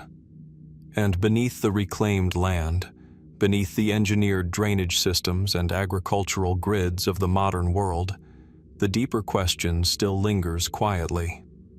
How much of Lake Fucino's human past has truly been uncovered, and how much still lies hidden beneath the ground, waiting for a future generation to recognize what earlier ones could not fully see? If the forgotten traces beneath Lake Fucino reveal how entire landscapes can be rewritten by water and time, our journey now moves once again into a very different environment. One where stone, fire, and metal defined human existence, and where the desert itself seems to preserve both memory and absence in equal measure. Far to the south of the Levant, where the Negev desert stretches toward the Sinai and the Red Sea, the landscape of Timna unfolds in striking silence. Towering sandstone formations rise like natural monuments, shaped by wind into shapes that resemble pillars, arches, and fractured walls. The ground glows in deep reds and ochres, shifting with the angle of the sun. At certain moments of the day, the entire valley seems almost unreal, like a place suspended between geology and history. And beneath this dramatic surface lies one of the ancient world's most important industrial regions: copper. For thousands of years, Timna was a center of copper mining and smelting activity. Long before modern industry transformed metals into the backbone of civilization, ancient societies here extracted copper from the earth using techniques that evolved across centuries. The region is often associated with Egyptian expeditions during the New Kingdom period, particularly in the 13th to 12th centuries BC, when organized mining operations were established to supply the needs of a growing imperial economy. But Timna was not only a place of extraction, it was also a place of settlement. Small mining villages once existed across the valley, supporting workers, administrators, and craftsmen who lived in proximity to the smelting sites. These communities were not large cities, but functional settlements built around the rhythms of labor and resource production. Today, however, many of these villages are either heavily fragmented or entirely absent from the visible landscape. And this raises a question that has intrigued archaeologists for decades. What happened to the people who once lived and worked in the copper mining settlements of Timna? The archaeological record provides clear evidence of industrial activity. Smelting furnaces, slag heaps, mining shafts, and tool remains have been extensively documented. These findings confirm that Timna was not marginal or sporadically used. It was a highly organized production zone integrated into broader ancient trade networks. Copper produced here was valuable. It was transported, traded, and used across regions that connected Egypt, the Levant, and beyond. But while the industrial footprint is strong, the residential footprint is more elusive. Excavations have revealed traces of temporary shelters, small habitation areas, and seasonal occupation sites. Yet in comparison to the scale of industrial output, the visible remains of permanent villages appear limited. This discrepancy forms the core of the mystery. Where were the workers living? Were the settlements more permanent than the archaeological record suggests? Or were they intentionally temporary, shifting with the demands of mining activity? One widely accepted explanation is that Timna's mining communities were largely seasonal or semi-permanent in nature. Workers may have arrived in organized groups, stayed for defined periods, and then returned to other regions once extraction cycles were complete. In such a model, settlements would have been constructed from lightweight or perishable materials, tents, wooden structures, and mud-based architecture that does not preserve easily in desert conditions. Over time, wind erosion and environmental exposure would erase most traces. What remains today would therefore represent only fragments of a once more extensive living system. This interpretation aligns with patterns observed in other ancient mining regions, where industrial sites far outlast the preservation of associated habitation structures. Yet Timna presents additional complexities. Archaeological findings suggest that the region was not used only by a single culture or during a single period. Egyptian expeditions are well documented in inscriptions and material remains, but later evidence points to continued or renewed activity by local groups, including populations associated with the Edomite sphere during the early Iron Age. This layering of cultural presence suggests that Timna was not a static industrial zone, but a landscape repeatedly reactivated over time. Each phase may have left behind its own version of settlement, some more durable than others. And yet, despite this long history of use, the visible remains of structured villages remain surprisingly limited compared to the intensity of industrial activity. This has led some researchers to consider alternative explanations. One possibility is that the primary settlements were located outside the immediate mining valley, perhaps in more hospitable nearby regions, with workers commuting or traveling seasonally into Timna for extraction work. In such a model, the valley itself functioned as an industrial zone rather than a residential one. Another interpretation suggests that settlement patterns may have been deliberately minimal due to environmental constraints. Timna is extremely arid with limited water sources. Sustaining large permanent communities would have required significant logistical support, potentially making long-term habitation difficult. Water access, in particular, would have been a critical factor. Without stable supply systems, settlements would struggle to persist beyond temporary cycles of occupation. This environmental reality may explain why industrial remains dominate the archaeological record, while habitation structures appear sparse. Still, the story may not be so straightforward. In recent decades, archaeological surveys have identified subtle indications of structured living spaces in certain areas of Timna. These include organized spatial layouts, evidence of domestic activity, and remnants that suggest more complex settlement planning than previously assumed. While not large urban centers, these findings hint at the possibility that communities in Timna were more established than once believed. However, interpretation remains cautious. Because desert archaeology is inherently fragmentary, what is preserved often depends not only on human activity, but on chance, wind patterns, sediment movement, erosion rates, and later disturbances. A village built from organic materials can disappear almost completely within a few generations if conditions are unfavorable. And Timna, exposed to intense desert conditions for millennia, is particularly vulnerable to such processes. This raises a deeper question about how we reconstruct ancient industrial landscapes. Are we seeing the full picture of life in Timna, or only the durable remnants of its most resilient structures? Copper production leaves strong physical evidence: slag, furnaces, and mining scars etched into the rock. But human life is more fragile. Homes, food storage areas, communal spaces, and temporary shelters may leave far less visible traces, especially when constructed with materials designed for short-term use. Some researchers suggest that the imbalance between industrial and residential evidence may reflect this difference in preservation rather than actual absence of population. Others propose that the social organization of mining in Timna may have been more centralized than previously thought, with laborers organized through external administrative systems that minimized permanent settlement within the valley itself. In this interpretation, Timna was not a village cluster in the traditional sense, but a managed extraction landscape, activated, operated, and then partially abandoned between phases of production. This would help explain the periodic nature of occupation observed in the archaeological record. But even this model does not fully resolve all uncertainties, because there are still gaps in understanding how workers lived, how long they stayed, and how communities formed around such intense industrial activity in such a harsh environment. The desert, in many ways, preserves activity but obscures humanity.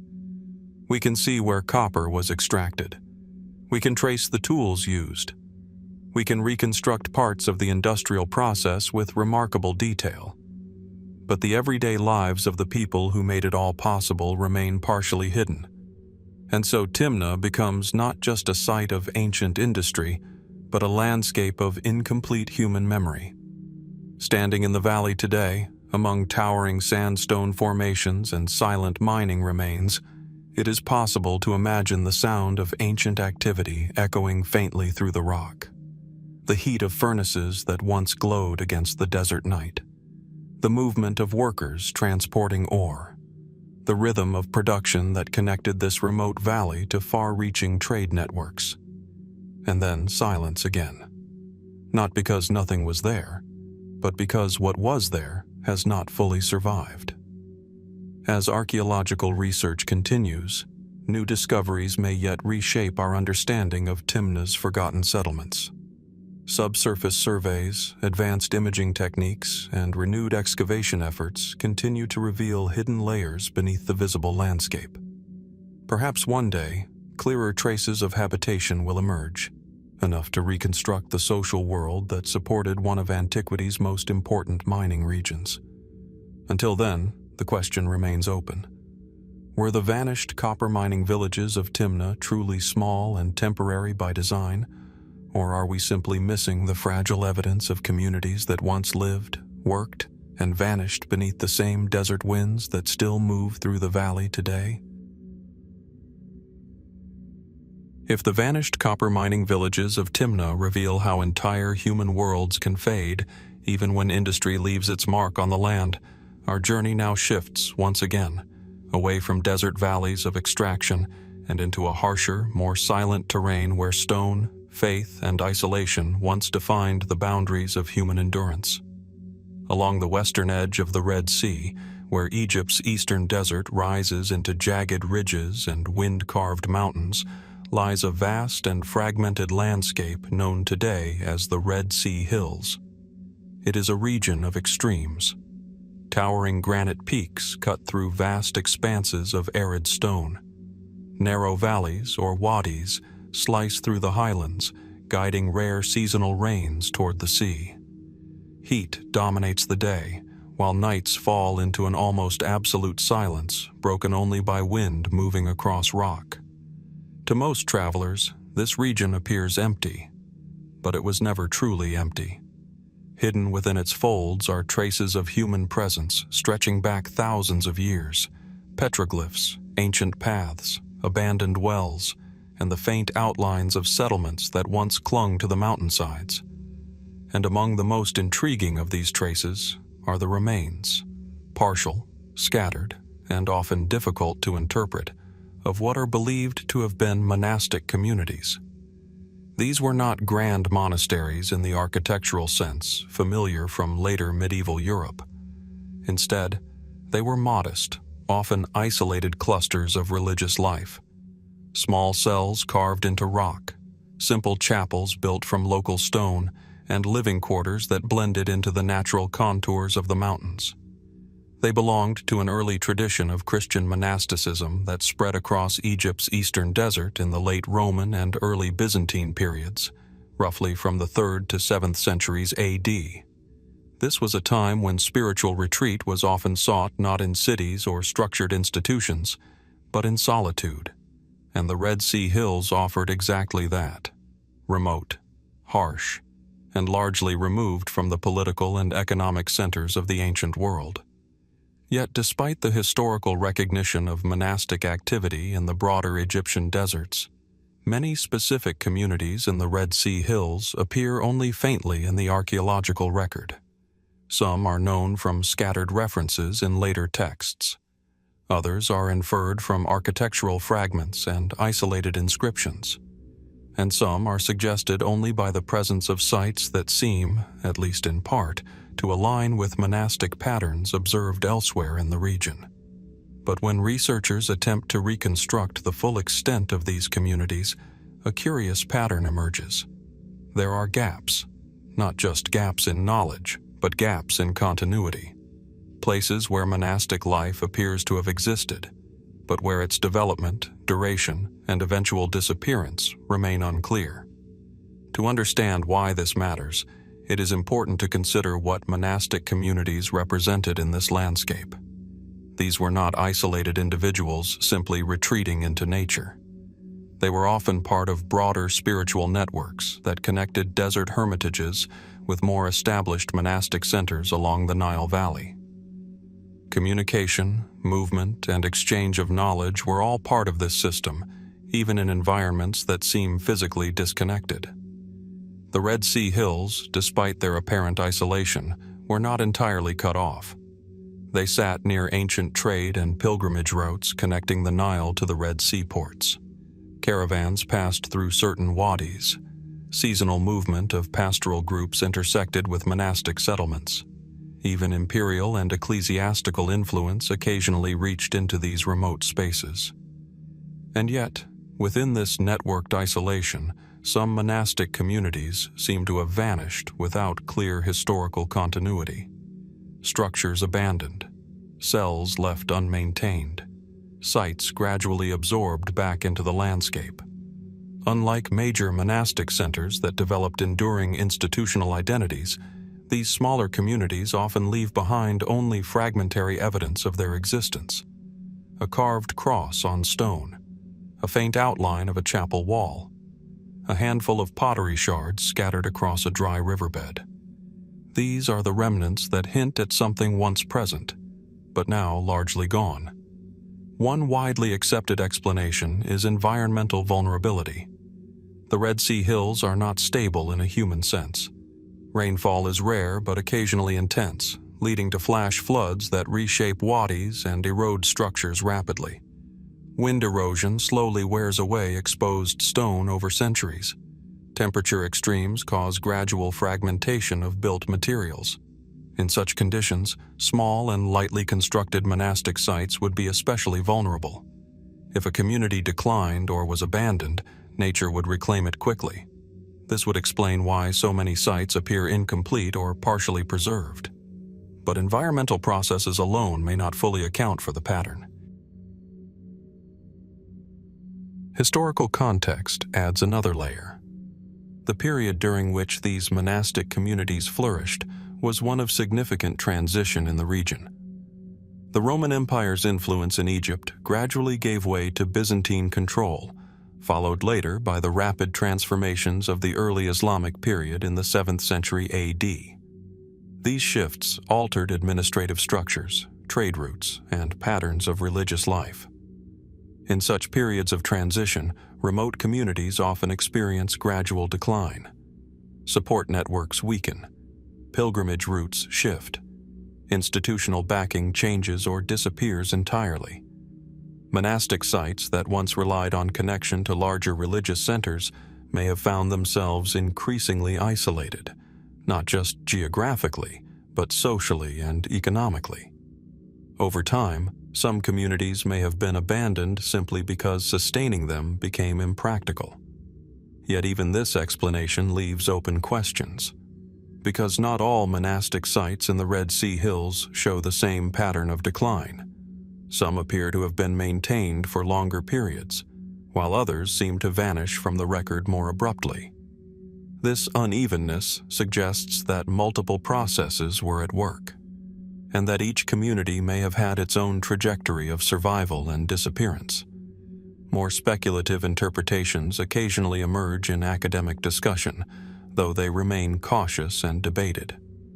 Some researchers suggest that certain monastic communities may have been intentionally small and transient by design, existing more as spiritual waypoints than permanent settlements.